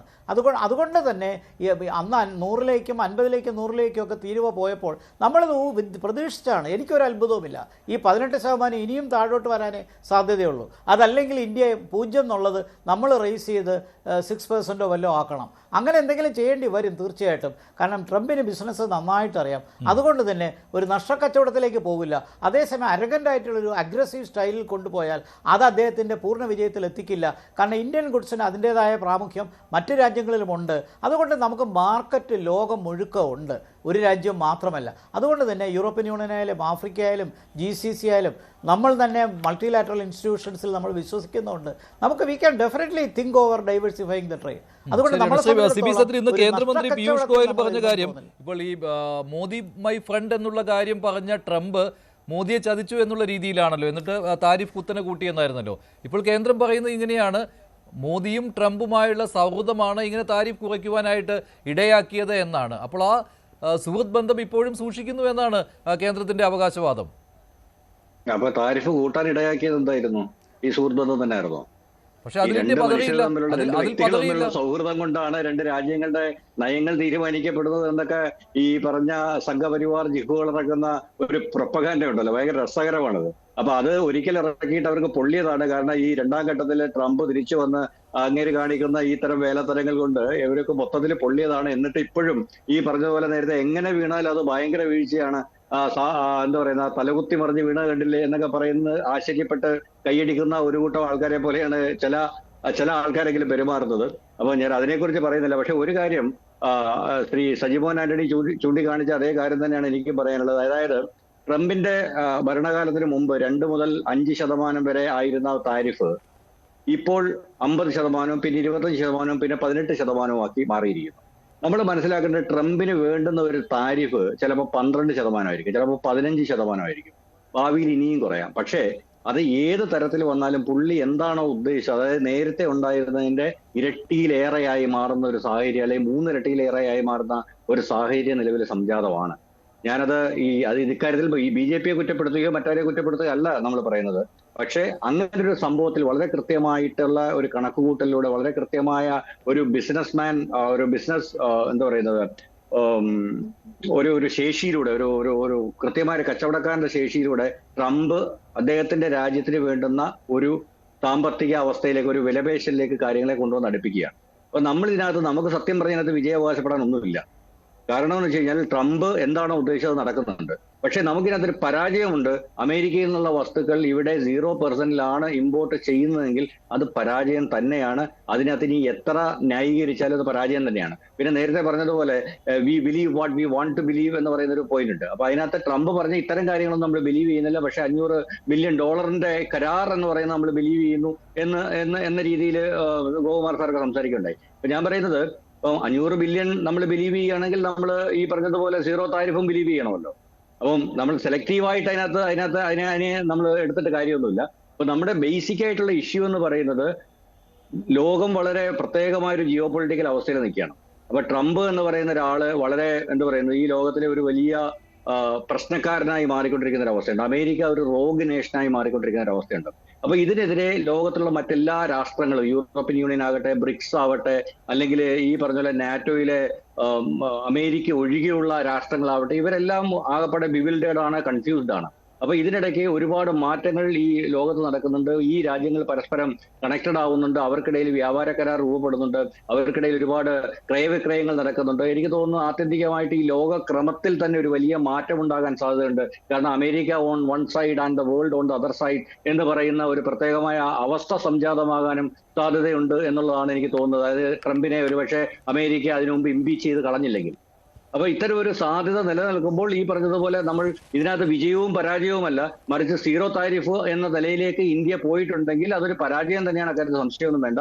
അത് ഈ പറഞ്ഞതുപോലെ നേരത്തെ 2 മുതൽ 5 വരെയുള്ള താരിഫ് 18 ഉയർന്നിട്ടുണ്ടെങ്കിൽ അത് ആത്യന്തികമായിട്ട് നമ്മുടെ ഇൻട്രസ്റ്റുകൾക്ക് എതിരാണ്. അക്കാര്യത്തിൽ സംശയമൊന്നും വേണ്ട. അത് 15 താന്നാലും അത് 12 താണാൽ പോലും അത് ആക്ച്വലി ഇന്ത്യയുടെ വിജയമല്ല, ട്രംപിന്റെ വിജയമാണ്. കാരണം നേരത്തെ ഉള്ളതിന്റെ 4 5 ഇരട്ടിയായിട്ട് സ്റ്റിൽ വർദ്ധിപ്പിക്കാൻ പുള്ളിക്ക് കഴിഞ്ഞിട്ടുണ്ട് എന്നുള്ളതൊരു വാസ്തവമാണ്. അപ്പം നമ്മൾ ഈ ഒരു തലത്തിലാണ് ഇതിനെ കാണേണ്ടത്. അപ്പം നമുക്ക് പ്രയോജനപ്പെട്ടാൽ അത് നല്ലത്. പക്ഷെ അതിനുവേണ്ടി നമ്മുടെ ഇൻട്രസ്റ്റുകൾ അടിയറ വെക്കേണ്ടതില്ല. നമ്മൾ അതിനെ ട്രാൻസ്പെറന്റ് ആകാതിരിക്കേണ്ടതില്ല. എന്താ പറയുന്നത്, നമ്മുടെ ഇന്ത്യ ഗവൺമെന്റിന്റെ അടുത്ത കാലത്തുള്ള അല്ലെങ്കിൽ കഴിഞ്ഞ ഒരു 10 വർഷത്തെ അല്ലെങ്കിൽ 12 വർഷത്തെ പ്രവർത്തനം എടുത്ത് പരിശോധിച്ചു കഴിഞ്ഞാൽ അതിന്റെ ഏറ്റവും വലിയ അപാകതയായിട്ട് നമുക്ക് കാണാൻ കഴിയുന്ന ഒരു കാര്യം ലാക്ക് ഓഫ് ട്രാൻസ്പെറൻസിയാണ്. അത് വളരെ ഗുരുതരമായ ഒരു പ്രശ്നമാണ്. ഈ ലാക്ക് ഓഫ് ട്രാൻസ്പെറൻസി മാറ്റി വെച്ചിട്ട് വളരെ കൃത്യമായിട്ട് കാര്യങ്ങളെ അഡ്രസ്സ് ചെയ്യാൻ, അത് നമ്മുടെ പ്രധാനമന്ത്രി ഒരു പ്രസ് കോൺഫറൻസ് പോലും അഡ്രസ്സ് ചെയ്യുന്നില്ല എന്ന പരാതികൾ നിലനിൽക്കെ ഈ ഒരു ലാക്ക് ഓഫ് ട്രാൻസ്പെറൻസി സർക്കാരിന്റെ എല്ലാ മേഖലകളിലും നിറഞ്ഞു നിൽക്കുന്നുണ്ട്. അത് ട്രേഡ് ഡീലുകളിൽ നിറഞ്ഞിരിക്കുന്നുണ്ട്. ഇന്ത്യയുടെ ജനങ്ങൾക്ക് അറിയാൻ അവകാശമുണ്ട് ഒരു ട്രേഡ് ഡീൽ തങ്ങൾക്ക് ഗുണകരമാണോ അല്ലയോ എന്നുള്ളത്. ഈവൻ നേരത്തെ ശ്രീജിത്ത് പറഞ്ഞ ഒരു പോയിന്റ് ഞാൻ എടുത്തു പറയാം. വാഷിംഗ്ടൺ പോസ്റ്റും ന്യൂയോർക്ക് ടൈംസും എല്ലാം ഇന്ത്യൻ എക്സ്പോർട്ട് തന്നെ നല്ലതാണ് എന്ന് പറഞ്ഞിട്ടുണ്ട്. തീർച്ചയായും നല്ലതാണ്. കാരണം 25% നിന്ന് 18% താഴ്ന്നു എന്ന് പറയുമ്പോൾ 7% വ്യത്യാസം വന്നിട്ടുണ്ട്. അതിന്റെ ഒരു ഗുണം എന്തായാലും ഉണ്ടാവും. പക്ഷേ നമ്മൾ അത് ഏതുമായിട്ടാണ് കമ്പയർ ചെയ്യേണ്ടത് എന്നുള്ളതാണ് പ്രശ്നം. ശരി, ഈ താരിഫിന്റെ ഡിഫറൻസ് തന്നെ ഒരു ചോദ്യചിഹ്നമാണ്. കാരണം 18% കുറച്ചു എന്ന് പറയുമ്പോൾ നേരത്തെ ഉണ്ടായിരുന്ന താരിഫ് അതാണ് ഡിബേറ്റബിൾ ആയിരിക്കുന്നത്. അല്ല, നോക്കൂ, ഇത് യാഥാർത്ഥ്യം പൂർണ്ണമായി മനസ്സിലാക്കാതെ അതിൻ്റെ ഒരു ഭാഗം മാത്രമാണ് ശ്രീ സജിൻ ആന്റണി ആണെങ്കിലും ശ്രീ സജിമോൻ ആന്റണി ആണെങ്കിലും ശ്രീ സിബി ആണെങ്കിലും ഇവിടെ പറഞ്ഞിരിക്കുന്നത്. ഇത് ഇന്ത്യക്ക് മാത്രമായിട്ട് സംഭവിച്ചിരിക്കുന്ന എന്തോ ഒരു കാര്യമാണ് എന്ന രീതിയിലത്തേക്കും ഇന്ത്യ പ്രൊട്ടക്ട് ചെയ്യുന്നതിന് പരാജയപ്പെട്ടു എന്ന രീതിയിലാണ് പറഞ്ഞത്. അങ്ങനെ ആയിരുന്നില്ല എങ്കിൽ ശ്രീ സജിമോനോട് ഞാൻ അന്നേരം ഒരു ചോദ്യം ചോദിച്ചിരുന്നു, താങ്കൾ അതിന് മറുപടി പറയാമെന്ന് പറഞ്ഞിട്ട് മിണ്ടിയില്ല. ഇനി ഞാൻ പറയട്ടെ. അല്ല, കേട്ടപ്പോൾ താങ്കൾ പറഞ്ഞു ആദ്യം താങ്കൾ പറയട്ടെ എന്ന് പറഞ്ഞു. ഇനി ഞാൻ അതിന് മറുപടി പറയാം. ചോദ്യവും മറുപടിയും ഞാൻ പറയാം. ചോദ്യം ഇതായിരുന്നു, മറ്റേതൊക്കെ രാജ്യങ്ങൾക്ക് ഇതേപോലെ തന്നെയുള്ള ചെറിയ ഇന്ത്യയുമായി കമ്പയർ ചെയ്യുന്ന ഇൻട്രസ്റ്റ് റേറ്റ് ഈ കൊടുത്തിട്ടുണ്ടായിരുന്നു, ഇപ്പോൾ ആർക്കൊക്കെ വർദ്ധിപ്പിച്ചിട്ടുണ്ട്? എല്ലാ രാജ്യങ്ങൾക്കും. അതായത് ബൈഡൻ അഡ്മിനിസ്ട്രേഷൻ വന്നതിന് ശേഷം, അവർ പോയി കഴിഞ്ഞിട്ട് ട്രംപ് അഡ്മിനിസ്ട്രേഷൻ വന്നതിന് ശേഷം പുള്ളി ചെയ്തിരിക്കുന്ന ഏറ്റവും പ്രധാനപ്പെട്ട കാര്യം ട്രേഡ് എഗ്രിമെൻറ്റുകൾക്ക് മുഴുവനും നേരത്തെ ഉണ്ടായിരുന്ന സൗജന്യ നിരക്കുകളെ മാറ്റുക എന്നുള്ളതായിരുന്നു. അതൊരു പോളിസി ഡിസിഷനാണ്. ചെറിയ ഉദാഹരണം പറയാം. കാനഡയ്ക്ക് ഏതാണ്ട് 0% ആയിരുന്നു. നമ്മളിപ്പോൾ ഈ 2% മുതൽ 5% 18% ആക്കിയതിലാണല്ലോ ഈ കളി പറഞ്ഞുകൊണ്ടിരിക്കുന്നത്. കാനഡയ്ക്ക് ഓൾമോസ്റ്റ് 0 ആയിരുന്നു. ഞാൻ പറയുമ്പോൾ ഇനി പറയരുത്. ഞാനിനി പറയുമ്പോൾ ഞാൻ സംസാരിക്കട്ടെ. ഇന്ത്യക്ക് മെച്ചം അവകാശപ്പെടാനില്ല എന്ന് പറഞ്ഞുകൊണ്ടാണ് ഞാൻ പറഞ്ഞത്. കാനഡയ്ക്ക് 0% ആയിരുന്നത് ഇപ്പോൾ വർദ്ധിച്ചിട്ട് ഏതാണ്ട് 10% മുതൽ, ചില സാധനങ്ങൾക്ക് മാത്രം 0, 10 മുതൽ 25 to 35% വരെ ഉണ്ട്. മെക്സിക്കോയ്ക്ക് 0യും നിയർ 0യും ആയിരുന്നത് ഇപ്പോൾ ഏതാണ്ട് 25% വരെ എത്തിയിട്ടുണ്ട്. ചൈനയ്ക്ക് 25% ആയിരുന്നു മോസ്റ്റ്ലി എങ്കിൽ അതിപ്പോൾ വർദ്ധിച്ച് 35% ആയിട്ടുണ്ട്. ഇനി ഇന്ത്യയുമായി കമ്പയർ ചെയ്യാവുന്ന, ഇന്ത്യയേക്കാൾ കുറവായിരുന്നു യൂറോപ്യൻ യൂണിയന്, കേവലം 2% മാത്രമായിരുന്നു. അതിപ്പോൾ 15% മാറിയിട്ടുണ്ട്. ജപ്പാന് ഇന്ത്യയേക്കാൾ കുറവായിരുന്നു, 2% ഉള്ളായിരുന്നു. അത് 15% മാറിയിട്ടുണ്ട്. സൗത്ത് കൊറിയ അതിനേക്കാൾ താഴെയായിരുന്നു, അതിപ്പോൾ 15% മാറിയിട്ടുണ്ട്. UK 2 മുതൽ 3% ആയിരുന്നത് 10% മാറി. സ്വിറ്റ്സർലൻഡിന് വളരെ കുറവായിരുന്നു, അതായത് 1% മറ്റോ മാത്രമുള്ളത്, ബാക്കി എല്ലാത്തിനും 0, അതിപ്പോൾ 15% ആയിട്ടുണ്ട്. തായ്വാൻ ഇതേപോലെ കുറവായിരുന്നു, 15 to 20%. വിയറ്റ്നാമിന് ലോ ആയിരുന്നു, 20%. ബ്രസീലിന് ലോ ആയിരുന്നു, ഇപ്പോൾ ഏതാണ്ട് 10 മുതൽ 40% വരെ. കംബോഡിയ ലോ ആയിരുന്നു, 19%. മറ്റ് പല രാജ്യങ്ങൾക്കും 0 to 5% ഉണ്ടായിരുന്നവർക്ക് ഏറ്റവും ചുരുങ്ങിയ ബേസ് ലൈൻ 10%, പക്ഷേ അതിന് മുകളിലേക്ക് 15 to 30% വരെ വന്നിട്ടുണ്ട്. എന്ന് വെച്ചാൽ ഇത് ഇന്ത്യക്കെതിരെ മാത്രം ചെയ്തിരിക്കുന്നതോ ഇന്ത്യയുടെ സ്വന്തം ഇൻട്രസ്റ്റുകളെ പ്രൊട്ടക്ട് ചെയ്യാൻ പരാജയപ്പെട്ടിരിക്കുന്നതോ അല്ല, മറിച്ച് ഇത് ഒരു പോളിസി ഡിസിഷനാണ്, ഗവൺമെന്റിന്റെ പോളിസി ഡിസിഷനാണ്. അവിടെ എന്ത് ചെയ്തു എന്നാണ് ആലോചിക്കേണ്ടത്. അതായത് അത് ആദ്യം 25% ആക്കുന്നു, പിന്നീട് അതിനെ പ്യൂണിറ്റീവ് ടാക്സ് കൊണ്ടുവന്നിട്ട് അതിനെ 50% ആക്കുന്നു. അതിനുശേഷം ഈ വിയറ്റ്നാമിലെ ഓയിൽ മേടിച്ചില്ല, വെനസ്വേലയിലെ ഓയിൽ മേടിച്ചില്ലെങ്കിലോ മറ്റോ എന്തോ ഒരു സംഭവം പറഞ്ഞിട്ട് ഞാനതിനെ 75 വരെ ആക്കും എന്ന് പറഞ്ഞു.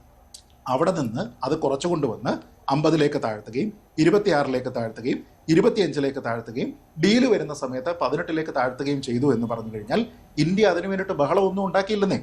ഈ സമയം അത്രയും ഇതുമായി ബന്ധപ്പെട്ട് ഞങ്ങളിതാ ഇത്ര ചുമത്തും, ഞാൻ ഇത്ര ചുമത്തും, ഞാൻ അവനൊരു 25 കൂടെ അടിച്ചു കൊടുക്കും എന്ന് പറഞ്ഞിരുന്നത് മുഴുവൻ ട്രംപാണ്. ഇന്ത്യ എങ്ങനെയാണ് അതിന് പ്രതികരിച്ചതെന്ന് നോക്കൂ. ഏറ്റവും മെച്വേർഡായിട്ടുള്ള, ഏറ്റവും മെഷേർഡായിട്ടുള്ള പ്രതികരണമാണ്. ഒരൊറ്റ സമയത്തും നമ്മൾ ഈ കൺട്രോൾ വിട്ടതുപോലെ പെരുമാറിയിട്ടില്ല. ട്രംപിനെ പോലെ ഹിസ്റ്റീരിക്കായിട്ട് ഒരു ഇന്ത്യൻ നേതാവും ഒരു ഇന്ത്യൻ ഡിപ്ലോമാറ്റും ഇതുവരെ പെരുമാറിയിട്ടില്ല. ആ സമയത്തെല്ലാം പറഞ്ഞിരുന്നത് എന്താണ്? ഇന്ത്യയുടെ താല്പര്യങ്ങളെ സംരക്ഷിക്കുന്ന രീതിയിലത്തേക്ക് നമ്മൾ ഈ ഡീലുമായി ബന്ധപ്പെട്ട് നെഗോസിയേഷൻസ് നടക്കുകയാണ് എന്ന് മാത്രമാണ്. അത് ജയശങ്കർ ആണെങ്കിലും പീയൂഷ് ഗോയൽ ആണെങ്കിലും എല്ലാം അങ്ങനെ പറഞ്ഞിട്ടുള്ളൂ, അല്ല ഒന്നും പറഞ്ഞിട്ടില്ല. അതുകൊണ്ട് ഫൈനാൻഷ്യൽ ടൈംസ് അമേരിക്കയുടെ അല്ലല്ലോ, ഫൈനാൻഷ്യൽ ടൈംസ് റിപ്പോർട്ട് ചെയ്തിരിക്കുന്നു, ലണ്ടനിൽ നിന്നാണല്ലോ, അവർ പറഞ്ഞിരിക്കുന്ന ഒരൊറ്റ സ്റ്റേറ്റ്മെന്റ് ഉണ്ട്. ഫൈനാൻഷ്യൽ ടൈംസിന്റെ ക്രെഡിബിലിറ്റി ആരും ചോദ്യം ചെയ്യില്ല എന്ന് ഞാൻ കരുതുന്നു. The conclusion of A deal between the European union and India last month following a similar agreement between India and the UK was likely to have added pressure on Trump to cut a deal with New Delhi എന്നുള്ളതാണ് അവരുടെ assessment. Bottom line അവരുടെ assessment അതാണ്. പിന്നെ Trump പറഞ്ഞിരിക്കുന്ന കാര്യങ്ങളിൽ നേരിട്ട് തന്നെ നോക്കിക്കഴിഞ്ഞാൽ $500 billion പെർ ഇയർ എന്ന് പറയുന്നത് ഇമ്പോസിബിൾ ആണെന്നേ, അസാധ്യമായിട്ടുള്ള ഒരു കാര്യമാണ്. നമ്മളിപ്പോൾ ഉള്ളതിൻ്റെ 10 ഇരട്ടിയോ 12 ഇരട്ടിയോ പോവുക എന്ന് പറയുന്നത് ഒന്ന്. രണ്ട്, അഗ്രികൾച്ചർ. അദ്ദേഹം അതിനകത്ത് വളരെ കൃത്യമായിട്ട് പറയുന്നുണ്ട്. പീയൂഷ് ഗോയൽ എന്ന് പറഞ്ഞത് എന്താണ്? Agriculture and dairy sectors R fully protected. നിങ്ങൾ കേട്ടതല്ലേ? ശ്രീ സിബി കേട്ടോന്ന് എനിക്കറിയില്ല, പക്ഷേ അദ്ദേഹം പറഞ്ഞത് വൈകുന്നേരമാണ് അദ്ദേഹത്തിൻ്റെ പ്രസ് മീറ്റ് ഉണ്ടായിരുന്നത്. അദ്ദേഹം അത് പറഞ്ഞു. എന്നിട്ട് പറഞ്ഞത് എന്താണ്? No compromise has been made on sensitive domestic interest. ഈ അഗ്രി സെക്ടറിനെയും ഡയറി പ്രോഡക്ട്സിനെയും കൂടെ ചേർത്തിട്ടാണ് പറഞ്ഞിരിക്കുന്നത്. അപ്പം ഞാൻ പറയുന്നത്, നമ്മുടെ ഭാഗത്ത് നിന്ന് ഇതിൻ്റെ ഫൈനൽ ഡീറ്റെയിൽസ് എന്താണ് എന്നതിനെക്കുറിച്ച് മനസ്സിലാക്കാൻ നമ്മൾ വെയിറ്റ് ചെയ്യുന്നതിന് മുമ്പ് why do we want to jump the gun? എൻ്റെ ചോദ്യം അതാണ്. നമ്മൾ അതിനെന്തിനാണ് ഈ പറയുന്ന കാര്യങ്ങൾ വെച്ചിട്ട് മാത്രം കേട്ടിട്ട് ഓരോന്ന് ചെയ്യുക? അങ്ങനെയാണെങ്കിൽ ഞാൻ ഈ പറഞ്ഞിരിക്കുന്ന മാധ്യമ സ്ഥാപനങ്ങൾ, ഞാൻ ഒരു 1/2 ഡസനിലധികം മാധ്യമ സ്ഥാപനങ്ങളുടെ പേര് പറഞ്ഞു. ഇവരിൽ എല്ലാവരും പറഞ്ഞിരിക്കുന്നത് എന്താണ്? ഈ ട്രംപിനായിരുന്നു ഈ അർജൻസി, ഇന്ത്യക്ക് ആ അർജൻസി ഉണ്ടായിരുന്നില്ല എന്നാണ് പറഞ്ഞിരുന്നത്. കാരണം എന്താ? നമ്മൾ ആ സന്ദേശം കൊടുത്തത്. നമ്മൾ എന്ത് ചെയ്തു? നമ്മൾ ഇതുമായി ബന്ധപ്പെട്ട് ഡീലുകളിലേക്ക് മാത്രം പോയി, നെഗോസിയേഷനുകളിലേക്ക് മാത്രം പോയി. അതല്ലാതെ ട്രംപിനെ പോലെ ഏതെങ്കിലും സമയത്ത് ഒരു നേതാവ് ഹിസ്റ്റീരിക്കായിട്ട് സംസാരിച്ചോ? ഇല്ല, അമേരിക്ക ഞങ്ങൾ പാഠം പഠിപ്പിക്കാൻ വേണ്ടിയിട്ട് പോവാണ് എന്ന് ആരെങ്കിലും പറഞ്ഞു? ഇന്ത്യയുടെ ഭാഗത്ത് നിന്നുണ്ടായത്. അതേ സമയത്ത് തന്നെ ചർച്ചകൾ മുന്നോട്ട് പോവുകയും ചെയ്തു. ഇത് ഒറ്റ രാത്രി കൊണ്ടുണ്ടാക്കിയ കരാറല്ലല്ലോ, ചർച്ചകൾ തുടരുകയായിരുന്നു. പിന്നെ ആ താരിഫിന്റെ കാര്യത്തിൽ ഇതാണല്ലോ ശരിയായിട്ടുള്ളത്. അത് മാറ്റം വരുത്തിയിരുന്നു. അതിൽ നിന്നാണ് പെട്ടെന്ന് ജമ്പ് ചെയ്ത് 50-ലേക്ക് പോയത്. സജിമോൻ, അല്ല മഞ്ജുഷ ഒരു പോയിന്റ് കൂടെ ഞാൻ പറഞ്ഞോട്ടെ. അതായത് ഈ പറഞ്ഞ പ്രഷർ ട്രംപിന്റെ മുകളിൽ ഉണ്ടായിരുന്നു. ട്രംപിന്റെ മുകളിൽ അതിശക്തമായ പ്രഷർ നിലനിൽക്കുമ്പോൾ തന്നെ ട്രംപിന് അനുകൂലമായിട്ടുള്ള ഒരു വ്യാപാര കരാറിലേക്കാണ് ഇത് വരുന്നത്. അപ്പൊ അതിനെ എങ്ങനെയാണ് വിജയം എന്ന് വിളിക്കുക? ഞാൻ പറഞ്ഞ ഈ സീറോ താരിഫിന്റെ കാര്യത്തിൽ നമുക്ക് ഇപ്പോഴും കൺഫർമേഷൻ ഇല്ല. But if it is zero tariff, അങ്ങനെയാണെങ്കിൽ ഈ പറഞ്ഞതുപോലെ ട്രംപിന് അനുകൂലമായ ഒരു കൺക്ലൂഷനിലേക്ക് ഇത്രയേറെ പ്രഷർ ട്രംപിന്റെ മുകളിലുണ്ട് to cut a deal with New Delhi എന്ന് പറയുന്ന സിറ്റുവേഷൻ നിലനിൽക്കെ തന്നെ ഇന്ത്യയിൽ നിന്നുള്ള കയറ്റുമതി സാധനങ്ങൾ, ഇന്ത്യയിൽ നിന്നുള്ള ഇന്ത്യയിലേക്കുള്ള ഇറക്കുമതിക്ക് സീറോ താരിഫും അമേരിക്കയിലേക്കുള്ള ഇറക്കുമതിക്ക് 18% ഈ അതിന്റെ കരാറിന്റെ അവസാനമെങ്കിൽ അതിനർത്ഥം ആ ഡീൽ ട്രംപിന് അനുകൂലമായ ഒരു ഡീലാണ്, despite all the pressure Trump is facing എന്നുള്ളത് വളരെ ശ്രദ്ധേയമായ ഒരു പോയിന്റാണ്. മഞ്ജുഷ് എനിക്ക് പെട്ടെന്ന് വരുന്ന ഒരു ഡയലോഗ് ഇതാണ്. ഇപ്പൊ ശ്രീജിത്തും മിസ്റ്റർ സിബിയും മോഹൻദാസും നമ്മൾ 4 പേര് ഇരിപ്പുണ്ട്. നമ്മൾ 4 പേര് എക്സാം എഴുതി വീട്ടിൽ ചെന്ന് കഴിയുമ്പം ഞാൻ എന്റെ ഫാദറിനോട് പറയാണ്, നിനക്ക് എത്ര % മാർക്ക് കിട്ടി? എനിക്ക് 70 കിട്ടുള്ളൂ, പക്ഷെ ശ്രീജിത്തിന് 100% കിട്ടിയില്ല. അവന് 80%, 85% കിട്ടുള്ളൂ. സിബിക്ക് 85, 90 കിട്ടിയുള്ളൂ എന്ന് പറയുന്നതിന് തുല്യമാണിത്. ശ്രീജിത്ത്, ഞാൻ ഒരിക്കലും ഡിസഗ്രി ചെയ്തിട്ടില്ല അമേരിക്കൻ പോളിസി ചേഞ്ച് ആയിട്ടില്ല, ഷിഫ്റ്റ് ആയിട്ടില്ല എന്നുള്ളത്. I know exactly what you said. Japan അല്ലെ യൂറോപ്യൻ യൂണിയൻ 0% അല്ലെ 2% അല്ലെ 1% അല്ലെ 0.5% താരിഫ് ഉണ്ടായിരുന്നെങ്കിൽ അത് ഇന്ന് 10 ആണ്, 15 ആണ്, 20 ആണ്, 18 ആണെന്നുള്ളത് I know it exactly. We all know that about it. നമ്മൾ അതിനകത്ത് ഡിസ്പ്യൂട്ട് ചെയ്യുകയല്ല ചെയ്തത്. Only thing I said that നമ്മൾ മീഡിയ ക്യാപ്ഷൻസ് ഞാൻ ഇന്ന് വരുമ്പം പ്രത്യേകിച്ച് ഇന്ത്യൻ മീഡിയയെ നോക്കുകയായിരുന്നു. ട്രംപ് തുറന്നോടി, പരാജയപ്പെട്ടു, ഒറ്റവിളിയിൽ പേടിച്ചോടി, വിരണ്ടു, ട്രംപിനെ പൂട്ടി, അമേരിക്കയെ പൂട്ടി, അങ്ങനെയുള്ള ഡയലോഗുകളാണ് വരുന്നത്. അപ്പൊ നമ്മൾ ഇതിനകത്ത് ഫാക്ട് സംസാരിക്കും. ഞാൻ ഫാക്ട് പറഞ്ഞെന്ന് മാത്രമേ ഉള്ളൂ. 2.8 ഉണ്ടായിരുന്നത് 10, 25, 50 ആയിട്ട് തിരിച്ചു പറഞ്ഞു എന്നുള്ളത് നല്ല കാര്യമാണ്. എന്നാൽ അതേപോലെ ശ്രീജിത്ത് പറഞ്ഞ മോഡൽ തന്നെ ജപ്പാനുമായിട്ടും സൗത്ത് കൊറിയയുമായിട്ടും യൂറോപ്യൻ യൂണിയനുമായിട്ടും ഒക്കെ ആ വ്യത്യാസം ഉണ്ടായി എന്നുള്ളതും സത്യമാണ്, അല്ല ഫാക്ച്വൽ ആണ്. അത് ഡിസഗ്രി ചെയ്യുന്നില്ല. ഇവിടെ എന്താണ് നടക്കുന്നതെന്ന് ചോദിച്ചു കഴിഞ്ഞാൽ, ഏതെങ്കിലും ഒരു ഡീല് ഒരു പെർമനന്റ് ആയിരിക്കണമെങ്കിൽ there should be mutual respect ഇല്ലാത്ത ആർട്ടിസ്റ്റ് ചെയ്ത ഒരു ഡീൽ ഉണ്ടായിട്ടുണ്ടെങ്കിൽ അതൊക്കെ ലോഞ്ച് പറ്റി വളരെ ഷോർട്ട് ടൈം ആയിരിക്കും. അത് ഏത് പോളിസി ആരുണ്ടാക്കിയാലും, ട്രംപ് ഉണ്ടാക്കിയാലും പ്രൈം മിനിസ്റ്റർ മോദി ഉണ്ടാക്കിയാലും ഏത് രാജ്യം ഉണ്ടാക്കിയാലും അങ്ങനെ ഉണ്ടായിരിക്കും വരാൻ പോകുന്നത്. ഒന്ന്, ഇപ്പം ഈ പറഞ്ഞത് 18% ആണെങ്കിൽ ഐ എക്സ്പെക്ട് ദാറ്റ് ഇൻ ഫ്യൂച്ചറിൽ ഇതിനെ കുറച്ചുകൊണ്ട് 15, 12, 10 നിൽക്കും എന്നുള്ളൊരു പ്രതീക്ഷയിലേക്കാണ് എനിക്കിരിക്കുന്നത്. കാരണം ഇന്ത്യയും US രണ്ടുപേരും റെക്കഗ്നൈസ് ചെയ്യുന്നുണ്ട് രണ്ട് രാജ്യങ്ങളും ഒരുമിച്ച് വർക്ക് ചെയ്യേണ്ട ആവശ്യകതയെ പറ്റി വന്നത്. രണ്ടാമത്തേത് ആ വെനിസുല ഓയിലിന്റെ പ്രോമിസ് എന്ന് പറയാനുള്ള കാര്യം, കാരണം ഇന്നിപ്പോൾ ട്രംപ് പറയുകയാണ് നാളെ തൊട്ട് ഓയിൽ വെനസ്വേലയിൽ നിന്ന് വാങ്ങിച്ചോളാം എന്ന് പറഞ്ഞാൽ കൊടുക്കാനുള്ള ഓയിൽ അവിടെ ഉണ്ടോ എന്നുള്ളത് വലിയൊരു ക്വസ്റ്റ്യൻ മാർക്ക് ഉണ്ട്. കാരണം അതുപോലെ ഒരു ഇൻഫ്രാസ്ട്രക്ചർ വെനസ്വേല ഇല്ല. ഇതുപോലെ ബില്യൺസ് 1.5 ബില്യൺ ബാരലോളം ഇന്ത്യക്ക് ആവശ്യമുണ്ടെങ്കിൽ അല്ലെ അങ്ങനെ ഒരു എക്സ്പോർട്ട് ഒരു സിറ്റുവേഷനിലേക്ക് വരാണെങ്കിൽ ബില്യൺസ് ഓഫ് ഡോളേഴ്സിന്റെ ഇൻവെസ്റ്റ്മെന്റും ടൈമും ആവശ്യമുണ്ട് എന്നുള്ളൊരു വസ്തുതയും കൂടി ഇതിനകത്ത് ഞാൻ പറയാൻ ആഗ്രഹിക്കുകയാണ്. അതോടൊപ്പം ഇന്ത്യയും ഈ പറഞ്ഞ USA ഒരു ഡീലുകൾ അല്ലെങ്കിൽ ടാരിഫിന്റെ കാര്യം പറയുവാണെങ്കിൽ ഈ ട്രംപിനെ പറ്റി സ്പെസിഫിക്കലി പറയുവാണെങ്കിൽ ഇപ്പൊ ഞാൻ ട്രംപിന്റെ എല്ലാ പോളിസികളെയും അംഗീകരിക്കുകയോ അല്ലെങ്കിൽ സപ്പോർട്ട് ചെയ്യുകയോ ചെയ്യുന്ന ഒരു വ്യക്തിയല്ല. ചില കാര്യങ്ങൾ നല്ലതാണ്, അത് നല്ലതെന്ന് പറയും, ചിലത് മോശമാണെങ്കിൽ മോശമാണെന്ന് പറയും. അപ്പൊ എന്താണ് ട്രംപ് എന്ന് പറഞ്ഞാൽ Trump is unpredictable, Trump is unhinged and Trump ഈ ട്രംപ് 2.0 എന്ന് പറയുന്നത് വിതൗട്ട് എനി ഗാർഡ് റെയിൽ. അതായിരുന്നു 2016 Trump administration with guard rails ഉണ്ടായിരുന്നുവെങ്കിൽ ഇപ്പോഴും വിതൗട്ട് ഗാർഡ് റെയിലാണ്. അപ്പൊ അതുകൊണ്ട് തന്നെ അദ്ദേഹം എന്ത് ആഗ്രഹിക്കുന്നു, ഏത് പോളിസിയുടെ ഡയറക്ഷൻ ഉണ്ടോ അതിന്റെ ഒരു റിഫ്ലക്ഷൻ ആണ് മോസ്റ്റ് ലൈക്ലി ഈ ട്രൂത്ത് സോഷ്യൽ വരുന്നത്. അത് കഴിഞ്ഞിട്ട് അദ്ദേഹത്തിന്റെ അഡ്മിനിസ്ട്രേഷൻ പോലും അദ്ദേഹം എന്ത് എക്കോ ചെയ്തോ അതിന് സറൗണ്ട് ചെയ്ത് വർക്ക് ചെയ്ത് പ്രോഗ്രസ് ചെയ്യുന്ന ഒരു സിറ്റുവേഷനിലേക്കാണ് നമ്മൾ കണ്ടുകൊണ്ടിരിക്കുന്നത്. അതുകൊണ്ട് തന്നെ ട്രംപിന്റെ ട്രൂത്ത് സോഷ്യലുള്ള ഈ പറഞ്ഞ നമുക്ക് പറയാം വിരട്ടുകൾ എന്നൊക്കെ പറയാം, അതൊക്കെ ഒരു നെഗോഷിയേഷന്റെ പാർട്ടായിട്ട് മാത്രമേ ഉള്ളൂ. എന്നാൽ ഇതോടെ എനിക്ക് പറയേണ്ടിയിരിക്കുന്നു, ഇന്ത്യൻ അഡ്മിനിസ്ട്രേഷന് ട്രംപിന്റെ ഭാഗത്ത് നിന്ന് ഇങ്ങനെ വളരെ എന്താ പറയുന്നത് ഈ ചൈൽഡിഷ് ആയിട്ടുള്ള പല കാര്യങ്ങളൊക്കെ വരുമ്പോഴും അതിനെ ഒരു നെഗോഷിയേഷന്റെ പാർട്ടായിട്ട് എടുക്കാമെങ്കിൽ പോലും അവർ വളരെ മച്ചുവറായിട്ട് ബിഹേവ് ചെയ്തു എന്നുള്ള കാര്യത്തിൽ ഒരു സംശയവുമില്ല ഇന്ത്യൻ അഡ്മിനിസ്ട്രേഷന്. എന്നാൽ എനിക്ക് ഇതുകൂടെ പറയേണ്ടിയിരിക്കുന്നു, ഇന്ത്യയും അമേരിക്കയും എന്തുമാത്രം അങ്ങോട്ടും ഇങ്ങോട്ടും ഫ്രണ്ട്സ് ആണ് അല്ലെ ദോസ്താണ് എന്ന് പറഞ്ഞാലും ഈ ഒരു ഡീല് വരാനായിട്ട് യൂറോപ്യൻ യൂണിയനുമായിട്ടുള്ള ഡീല് കഴിഞ്ഞിട്ടാണ് ഇത് വന്നത്, ഈ പറഞ്ഞത് ജപ്പാനുമായിട്ടുള്ള ഡീല് കഴിഞ്ഞിട്ടാണ് ഇത് വന്നത്. അപ്പം നമ്മുടെ ഒരു പ്രിയോറിറ്റിയിൽ നമ്പർ 1 വന്നില്ല എന്നുള്ളൊരു യാഥാർത്ഥ്യമുണ്ട്. ഒന്ന്. രണ്ടാമത്തേത് നമ്പേഴ്സ് എന്താണ് പറഞ്ഞത്, അമേരിക്കയ്ക്ക് ഇന്ത്യയുടെ ടോട്ടൽ എക്സ്പോർട്ടിന്റെ അല്ലെങ്കിൽ ട്രേഡിന്റെ 10-11% ഡിപ്പെൻഡൻസി അമേരിക്കൻ മാർക്കറ്റിലാണ് എന്നുള്ളതൊരു ഫാക്റ്റ് ആണ്. അപ്പൊ അതുകൊണ്ട് ഇന്ത്യക്ക് അമേരിക്കയെ തള്ളിക്കളയാൻ പറ്റത്തില്ല എന്നുള്ളതൊരു വസ്തുതയാണ്. എന്നാൽ എന്താണ് അമേരിക്കയ്ക്ക് ഇന്ത്യയിലോട്ടുള്ളത് 3% ആണ്. അപ്പം 11% വലുത് 3% ആണ് വലുത് എന്ന് ചോദിച്ചു കഴിഞ്ഞാൽ ഡിപ്പെൻഡൻസി കൂടുതൽ ഇന്ത്യക്ക് അമേരിക്കയിലോട്ടാണ് എന്നുള്ള കാര്യത്തിൽ സംശയമില്ല. ഒന്ന്. രണ്ടാമത്തേത്, എന്തുകൊണ്ടാണ് ഇന്ത്യൻ ബിസിനസ്സുകൾ അമേരിക്കയെ ഒരു ഫ്രണ്ട് റണ്ണറായിട്ട് കാണുന്നത് എന്നുള്ളത് അമേരിക്കയോടുള്ള പ്രത്യേകിച്ചുള്ള സ്നേഹം അല്ലെങ്കിൽ ട്രംപിനോടുള്ള പ്രത്യേകിച്ചുള്ള സ്നേഹം കൊണ്ട് മാത്രമല്ല, that is written on investment, ROI. അപ്പൊ ഏത് ബിസിനസ് അവിടെ പ്രൊഡ്യൂസ് ചെയ്ത് കഴിഞ്ഞാലും എവിടെ കൊടുത്താലാണ് റിട്ടേൺ ഓഫ് ഇൻവെസ്റ്റ്മെന്റ് കൂടുതൽ കിട്ടുന്നത് നോക്കിയാണ് ആ മാർക്കറ്റ് ഡിസൈഡ് ചെയ്തത്. അപ്പൊ അതുകൊണ്ട് തന്നെ ടെക്സ്റ്റൈൽ ഇൻഡസ്ട്രി അങ്ങനെ പല ഇൻഡസ്ട്രിയും അമേരിക്കനെ ഒരു പ്രൈമറി മാർക്കറ്റായിട്ട്, കാരണം റിട്ടേൺ ഓഫ് ഇൻവെസ്റ്റ്മെന്റ് ഇവിടെ കൂടുതലാണെന്ന് മാത്തമാറ്റിക്കലി മനസ്സിലാക്കിയത് കൊണ്ടാണ് അമേരിക്കയെ അങ്ങനെ ട്രീറ്റ് ചെയ്തത്. അതുകൊണ്ട് തന്നെ ഇത് ശ്ലാഘനീയമാണ് ചോദിച്ചു കഴിഞ്ഞാൽ absolutely yes, I join with Sreejith and Sibi and all of you ആ ഒരു ആസ്പെക്ടിനകത്ത് ഞാൻ അംഗീകരിക്കുകയാണ്. കാരണം ഇന്ത്യൻ അതായത് അതിന്റെ ഒരു റിഫ്ലക്ഷൻ ഇന്ത്യൻ സ്റ്റോക്ക് മാർക്കറ്റ് ഇപ്പം നോക്കിക്കേ, നിഫ്റ്റി നോക്കിക്കേ 7%, 10% എക്സാക്ട് എനിക്കറിയില്ല ജമ്പ് ചെയ്തിട്ടുണ്ട്.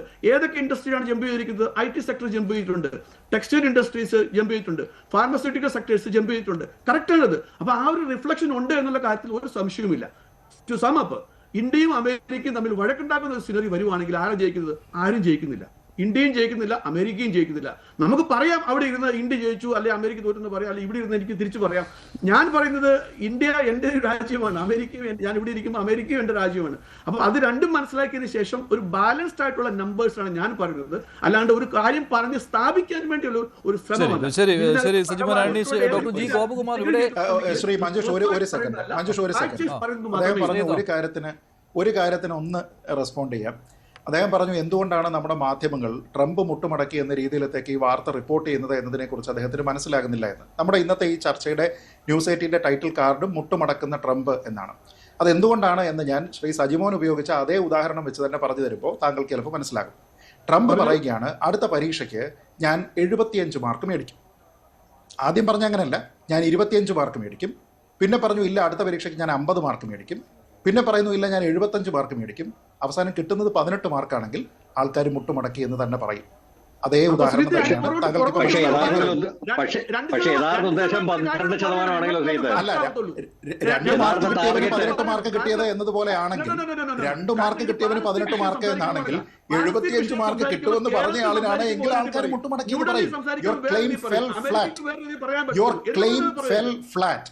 അതായത് നിങ്ങളുടെ അരഗൻസിന്റെ ഭാഗമായിട്ടുള്ള ഭാഷ അല്ലല്ല, നിങ്ങൾ പരസ്പര ബഹുമാനമില്ലാതെ ഷിയർ അരഗൻസിന്റെ ഭാഗമായി പറഞ്ഞ, നിങ്ങളുടെ മാത്രമായിട്ടുള്ള താൻപോരിമയുടെ പേരിൽ പറഞ്ഞ ഒരു രാജ്യത്തിന്റെ ട്രേഡിനോട് യാതൊരു വിധത്തിലുള്ള ബഹുമാനവും ഇല്ലാതെ സംസാരിച്ച, ഒരു രാജ്യത്തിനോടുള്ള ഒരു ഹിസ്റ്റോറിക്കലായിട്ടുള്ള റിലേഷൻസിനെ കുറിച്ച് യാതൊരു വിധത്തിലുള്ള ബഹുമാനവും ഇല്ലാതെ പറഞ്ഞ, യാതൊരു വിധത്തിലുള്ള ഫൈനാൻഷ്യൽ കോമേഴ്സ് കൺസിഡറേഷൻ ഇല്ലാതെ നിങ്ങൾ പറഞ്ഞിരിക്കുന്ന റാൻഡം നമ്പർ 75%, 50% ന്യായീകരിക്കാൻ സജിമോനും സിബിക്കും ഒരു ന്യായവും ഇല്ലെന്ന് എനിക്കറിയാം. ആ നമ്പർ ആർബിട്രറി നമ്പർ ആണെന്ന് നിങ്ങൾക്കറിയാമെന്നുള്ളത് ഈ ചർച്ച കാണുന്നവർക്കറിയാം. അപ്പൊ അത് ട്രംപിനെ പോലെ ഒരാളിന്റെ, ശ്രീ ഗോപകുമാറിന്റെ വാക്കുകൾ കടമെടുത്താൽ വിടുവായ തരം, ശരിയാണ്. വിടുവായ തരത്തിനെ ആൾക്കാർ തള്ളി പറയുമ്പോ മുട്ടുമടക്കി എന്ന് പറയും. നിങ്ങൾക്ക് അങ്ങനെ സ്റ്റേറ്റ്മെന്റ് ചെയ്യാൻ കുഴപ്പമൊന്നുമില്ല. എനിക്ക് ഫാക്ച്വലി ഐ ഡിസഗ്രി. ഞാനിതാ പഠിച്ചിരിക്കുന്നത്. നമ്മൾ ഒരു നമ്പേഴ്സ് എടുക്കും, ഒരു സ്റ്റോക്ക് മാർക്കറ്റിന്റെ വാല്യൂ നോക്കുവാണെങ്കിൽ 1 വർഷത്തെ വാല്യൂ പറഞ്ഞ് നമുക്ക് ഡിബേറ്റ് ചെയ്യാം, 10 വർഷത്തെ വാല്യൂ പറഞ്ഞ് നമുക്ക് ഡിബേറ്റ് ചെയ്യാം. സെൻസിബിൾ ആയിട്ടുള്ള ആൾക്കാരുടെ കാര്യത്തിൽ കൊമേഴ്സിന്റെ കാര്യത്തിൽ ഞാൻ പറഞ്ഞതല്ല. ശ്രീ സജിമോൻ, താങ്കൾ പറയുന്ന ടെക്നിക്കാലിറ്റിയുടെ പേരിലോ അതിന്റെ പ്രോഫിറ്റ് ആൻഡ് ലോസിന്റെ പേരിലോ ആണെങ്കിൽ നമ്മളെല്ലാം ഒരേ പേജിലാണ്, തർക്കമില്ല. ഞാനിവിടെ പറയുന്നത് ഒരു വിടുവായ തരം മാത്രം പറയുന്ന ഒരു വ്യക്തി ടോൾ ക്ലെയിംസ് നടത്തിയതിനു ശേഷം from 75 to all the way down to 18 പുള്ളി വന്നിട്ടുണ്ടെങ്കിൽ ആൾക്കാർ മുട്ടുമടക്കി എന്ന് പറയുന്നത് കോമൺ സെൻസ്. അത് കോമൺ സെൻസ് ആണ്. റെയ്ഡിന്റെ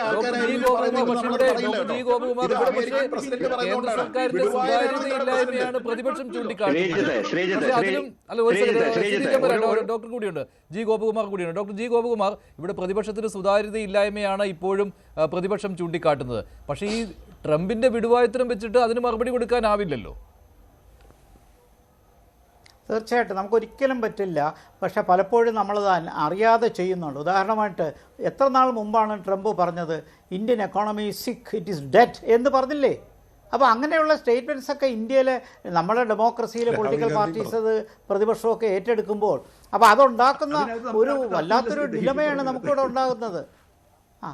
അപ്പോൾ ചുരുക്കത്തിൽ ആ വശത്ത് ട്രംപിൻ്റെ പാർട്ടിൽ അദ്ദേഹത്തിൻ്റെ ഡൊമസ്റ്റിക് ഓഡിയൻസിന് വേണ്ടി പറയുന്ന കാര്യങ്ങളായിരിക്കാം. പക്ഷെ അത് റെസൊണേറ്റ് ചെയ്യുമ്പോൾ ഇന്ത്യയിൽ വരുമ്പോൾ അതിന് വല്ലാത്തൊരു നെഗറ്റീവ് റിയാക്ഷൻ ഉണ്ടാകും. ആത്മാർത്ഥമായിട്ട് ചിന്തിച്ചു കഴിഞ്ഞാൽ തീർച്ചയായിട്ടും ഈ രാജ്യങ്ങൾ തമ്മിൽ വിൻ വിൻ സിറ്റുവേഷനിലേക്ക് പോകാം. അതിനുള്ളൊരു നടപടിയല്ലേ എടുക്കേണ്ടത്. അതിന് പകരം നിങ്ങളെല്ലാവരും ബ്രിക്സിൽ നിന്ന് ബ്രിക്സ് വേണ്ട, ഇല്ലെങ്കിൽ നിങ്ങൾ റഷ്യയുടെ ഓയിൽ വാങ്ങിക്കരുത്, ഇങ്ങനെ ഡിക്റ്റേറ്റ് ചെയ്യാൻ പറ്റില്ല മറ്റ് രാജ്യങ്ങളോട്. എല്ലാ രാജ്യങ്ങൾക്കും അവരുടെ ദേശീയ താല്പര്യങ്ങളാണ് പ്രധാനം. വിദേശ നയം എന്ന് പറഞ്ഞാൽ അത് തന്നെയാണ്. അപ്പോൾ ദേശ താല്പര്യത്തിന് വേണ്ടി നിൽക്കുമ്പോൾ അവരവർക്ക് സ്യൂട്ടബിളായിട്ടുള്ള പോളിസി പൊസിഷൻസ് അതാത് രാജ്യങ്ങൾ എടുക്കും. അതോടെ മറ്റ് രാജ്യങ്ങളെല്ലാം ശത്രുക്കളാണ്. ഒരു പോളറൈസ്ഡ് ക്യാരക്ടറിലേക്ക്, പഴയ കോൾഡ് വാർ മൈൻഡ് സെറ്റിലേക്ക് വരികയാണ്. ശീതസമരത്തിൻ്റെ കാലഘട്ടത്തിൽ നിങ്ങൾ എന്നോടൊപ്പം അല്ലെങ്കിൽ നിങ്ങൾ മറുവശത്തെ ശത്രുവാണ് എന്നുള്ള നിലപാടാണ് സമീപകാലം വരെ ട്രംപ് ഉപയോഗിച്ചിരുന്നത് എന്നുള്ളത് ഖേദപൂർവ്വമെങ്കിലും പറയേണ്ടിയിരിക്കുന്നു. അതുകൊണ്ടാണ് നമുക്ക് ഇത്രയും വിഷമം വരുന്നത്. അപ്പോൾ ആ നിലപാടിൽ നിന്ന് മാറുന്നു എന്ന് കാണിക്കുന്നത് അതിനുവേണ്ടി യൂറോപ്യൻ യൂണിയനുമായിട്ട് നടത്തിയ ഡീല് ട്രംപിൻ്റെ കണ്ണ് തുറപ്പിച്ചിട്ടുണ്ടെങ്കിൽ നമുക്ക് സന്തോഷമേ ഉള്ളൂ. അതങ്ങനെ തന്നെ വരട്ടെ. നമ്മൾ ഡൈവേഴ്സിഫൈ ചെയ്യും, യാതൊരു തർക്കവുമില്ല. We will not concentrate only on America.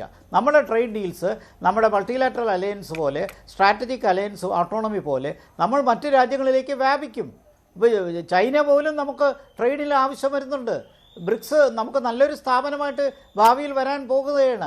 അപ്പോൾ അങ്ങനെ വരുമ്പോൾ ഏതെങ്കിലും ഒരു രാജ്യത്തിലേക്കോ ഒരു സെറ്റിലേക്കോ മാത്രം പോകുന്നൊരു പൊളിറ്റിക്സിനെ നമുക്ക് അപ്രീഷിയേറ്റ് ചെയ്യാൻ പറ്റില്ല. ഗ്ലോബലൈസ്ഡ് മാർക്കറ്റിനകത്ത് എല്ലാവർക്കും അതിൻ്റെ ഗുണം കിട്ടണം, അല്ലാതെ കുറച്ച് പേർക്ക് മാത്രം ഗുണം കിട്ടുന്നൊരു സാഹചര്യം ഉണ്ടാകാൻ പാടില്ല. അതേ നമ്മൾ ആവശ്യപ്പെടുന്നുള്ളൂ. പ്രത്യേകിച്ചൊരു ഗ്രോത്ത് ട്രാജക്ടറിയിലേക്ക് വിശ്വസിക്കുന്ന ഒരു രാജ്യത്തിന് അങ്ങനെയല്ലേ നമ്മൾ കാണുന്നത്. നമ്മൾ ഏതെങ്കിലും രാജ്യത്തെ ശത്രുവായിട്ട് ഡിക്ലെയർ ചെയ്തിട്ടുണ്ടോ? അങ്ങനെയല്ലല്ലോ നമ്മൾ കാണുന്നത്. ശരി സിബി, എനിക്ക് ഒറ്റ കാര്യം പറയാനുള്ളത്, അതായത് ശ്രീജിത്ത് ഉപയോഗിച്ചൊരു ഫാലസിയാണ്. അതായത് അദ്ദേഹം ലാസ്റ്റ് പറഞ്ഞു വന്ന സ്റ്റേറ്റ്മെന്റിനകത്ത് ഞാനും ശ്രീ സജിമോൻ ആന്റണിയും ട്രംപ് പക്ഷവും ബാക്കിയുള്ളവരെല്ലാം ഇന്ത്യൻ പക്ഷവും എന്ന രീതിയിലേക്ക് ഒരു സിറ്റുവേഷൻ അദ്ദേഹം ക്രിയേറ്റ് ചെയ്ത് വെച്ചിട്ടുണ്ട്. അപ്പൊ ഞാൻ പറഞ്ഞത്, നമ്മൾ തുടക്കം മുതൽ ട്രംപിനെതിരാണ്, ട്രംപിന്റെ നയങ്ങൾക്കെതിരാണ്, ട്രംപിനെ ഫ്രണ്ട് അല്ലെങ്കിൽ ആ രൂപത്തിൽ കൊണ്ടു നടന്ന നരേന്ദ്രമോദിയുടെ വിദേശ നയത്തിനെതിരാണ്. മനസ്സിലായോ? എന്നിട്ട് ഇപ്പോ അതിനകത്ത് തിരിച്ചടി കിട്ടിയ ഇതേ മോദി സർക്കാർ, മനസ്സിലായി? ആ തിരിച്ചടിയുടെ ഈ നരേന്ദ്രമോദിയുടെ തെറ്റായ നയങ്ങൾ കൊണ്ട്, അല്ലെങ്കിൽ തെറ്റായ ഫ്രണ്ട്ഷിപ്പ്, രണ്ടുപേരുമുള്ള ഫ്രണ്ട്ഷിപ്പ് ഒരു രാജ്യത്തിന്റെ നയമാണ് എന്ന് തെറ്റിദ്ധരിച്ച ഒരു നിലപാടിന് കിട്ടിയ തിരിച്ചടിക്കകത്ത് നമ്മളൊരു പ്രതിസന്ധിയിലാണ്. ഇപ്പൊ നമ്മൾ മനസ്സിലാക്കേണ്ട വേറൊരു പോയിന്റ്, ഈ പറഞ്ഞ പോലെ ട്രംപ് എന്ന് പറയുന്ന ഒരാൾ ബിസിനസ്മാനാണ്. ശ്രീ സജിമോൻ ആന്റണി പറഞ്ഞ ആ പോയിന്റ് ഞാൻ എക്കോ ചെയ്തിട്ട് പറയാം. അദ്ദേഹത്തിന്റെ ചിലപ്പോൾ ഐഡിയ 15% 12% ആയിരിക്കും. അദ്ദേഹം അതോടെ എത്താൻ വേണ്ടിയിട്ട് നടത്തുന്ന സർക്കസുകളാണ്. പക്ഷെ ആത്യന്തികമായിട്ട് നമ്മൾ ഈ പറഞ്ഞ ട്രംപ് മുട്ടുമടക്കിയില്ല എന്നുള്ളത്, ട്രംപ് ഒരു റോഗാണ്. നമ്മൾ ആത്യന്തികമായിട്ട് മനസ്സിലാക്കേണ്ട, ലോകത്തിന്റെ ഇന്നത്തെ ക്രമത്തിനെ തകർക്കാൻ ശേഷിയുള്ള ഒരു റോഗ് പ്രസിഡന്റായി മാറിയിരിക്കുകയാണ് ട്രംപ്. അപ്പൊ അദ്ദേഹത്തിന്റെ ഈ നയങ്ങളെ എതിർക്കുക എന്നുള്ള വളരെ ആത്യന്തികമായിട്ട് നമ്മുടെ ലക്ഷ്യമാണ്. അതിന് യൂറോപ്യൻ യൂണിയനും ഇന്ത്യയും ബ്രിക്സും സകലവും ഒന്നിച്ചു നിൽക്കേണ്ട ആവശ്യമാണ്. പക്ഷെ ഇതുപോലുള്ള ഒരു സംഭവത്തിനകത്ത് നമ്മൾ ഇതിനെ വിജയമെന്നോ പരാജയമെന്നോ പറയണ്ട. പക്ഷെ സീറോ താരിഫ് ആക്കുകയാണെങ്കിൽ, ഇന്ത്യയുടെ ഇറക്കുമതിക്ക് അമേരിക്കൻ ഇറക്കുമതി സീറോ താരിഫ് ആണെങ്കിൽ അത് പരാജയമാണ്, യാതൊരു സംശയം വേണ്ട. ശ്രീ സിബി, ഞാൻ താങ്കൾ ട്രംപ് പക്ഷമാണ് എന്ന് നേരിട്ട് പറഞ്ഞില്ല. പക്ഷേ എങ്കിലും താങ്കൾ അങ്ങനെ വിചാരിച്ചു. അതിന് കാരണവുമുണ്ട്. കാരണം അതിപ്പോൾ താങ്കൾ പറഞ്ഞ സമയത്ത് താങ്കൾ അതിനെ കൂടുതൽ വ്യക്തമാക്കി. ഇന്ത്യയും അമേരിക്കയും തമ്മിലുള്ള ബന്ധം മോദിയും ട്രംപും തമ്മിലുള്ള പേഴ്സണൽ ബന്ധത്തിൻ്റെ പുറത്താണ് എന്ന രീതിയിലത്തേക്ക് പറഞ്ഞു. പക്ഷേ എന്നിട്ട് തിരിച്ചടി കിട്ടി എന്ന് പറഞ്ഞാൽ, താങ്കൾ പറഞ്ഞു വിദേശ നയത്തിൻ്റെ, അമേരിക്കയോട് ഉൾപ്പെടെയുള്ള വിദേശ നയത്തിനോട് താങ്കൾക്ക് എതിർപ്പുണ്ട് എന്ന് പറഞ്ഞു. ആ വിദേശ നയത്തിൻ്റെ പേരിലാണോ സൗത്ത് കൊറിയയ്ക്ക് വലിയ താരിഫ് കിട്ടിയിരിക്കുന്നത്? ഇന്ത്യയേക്കാൾ കുറവായിരുന്നു. അവർക്കിപ്പോൾ വലിയ താരിഫ് കിട്ടിയിരിക്കുന്നത് ഇന്ത്യയും അല്ലെങ്കിൽ അമേരിക്കയും ട്രംപും മോഡിയും തമ്മിലുള്ള ബന്ധത്തിന്റെ പേരിലാണോ? ജപ്പാന് സംഭവിച്ചിരിക്കുന്നത് അല്ല, ജപ്പാന് സംഭവിച്ചിരിക്കുന്നത്, സ്വിറ്റ്സർലൻഡിന് സംഭവിച്ചിരിക്കുന്നത് അങ്ങനെയാണോ? അല്ല. അവിടെയാണ് മനസ്സിലാക്കേണ്ടത്. നേരത്തെ നമ്മൾ ഈ 2023 എന്നൊക്കെ പറയുന്ന സമയത്ത് ബൈഡൻ അഡ്മിനിസ്ട്രേഷൻ ഉണ്ടായിരുന്ന ഒരു പോളിസി ഉണ്ടായിരുന്നു. അത് കഴിഞ്ഞ് ട്രംപ് വരുമ്പോഴേക്ക് ഡബിൾ ഡിജിറ്റിലേക്ക് പോയി. അതുകൊണ്ടാണ് യൂറോപ്യൻ യൂണിയന് പോലും ഏറ്റവും ചുരുങ്ങിയത് 10% എന്ന രീതിയിലത്തേക്ക് വരുന്നത്. അവരുടെ ഏറ്റവും പ്രിയപ്പെട്ട ഫ്രണ്ടായിട്ടുള്ള ഇസ്രായേലിന് പോലും 10-15% വെക്കുന്നതിന്റെ കാരണം അതുകൊണ്ടാണ്. ഡബിൾ ഡിജിറ്റിലേക്ക് പോയി എന്ന് പറയുന്നത് ട്രംപ് അഡ്മിനിസ്ട്രേഷന്റെ പോളിസി ഡിസിഷനാണ്. അപ്പൊ അത് മോദി ആയതുകൊണ്ടാണോ? അപ്പൊ മോദിക്ക് മാത്രമായിരുന്നു 10 അല്ലെങ്കിൽ ഡബിൾ ഡിജിറ്റ് എങ്കിൽ താങ്കൾ ഈ പറയുന്നതൊക്കെ ശരിയാണ്. അല്ല, അവരുടെ വികലമായിട്ടുള്ള പേരിലാണോ? അല്ല, എല്ലാവർക്കും ഇന്ന് ചോദ്യം ഇതായിരുന്നു, അമേരിക്കയുമായുള്ള കരാർ മോദിയുടെ വിജയമോ? മോദിയുടെ വിജയമെന്ന് 52% പ്രേക്ഷകർ, അല്ല എന്ന് 44%. വേണ്ടിവരെ അവസാനിക്കുന്നു. നന്ദി.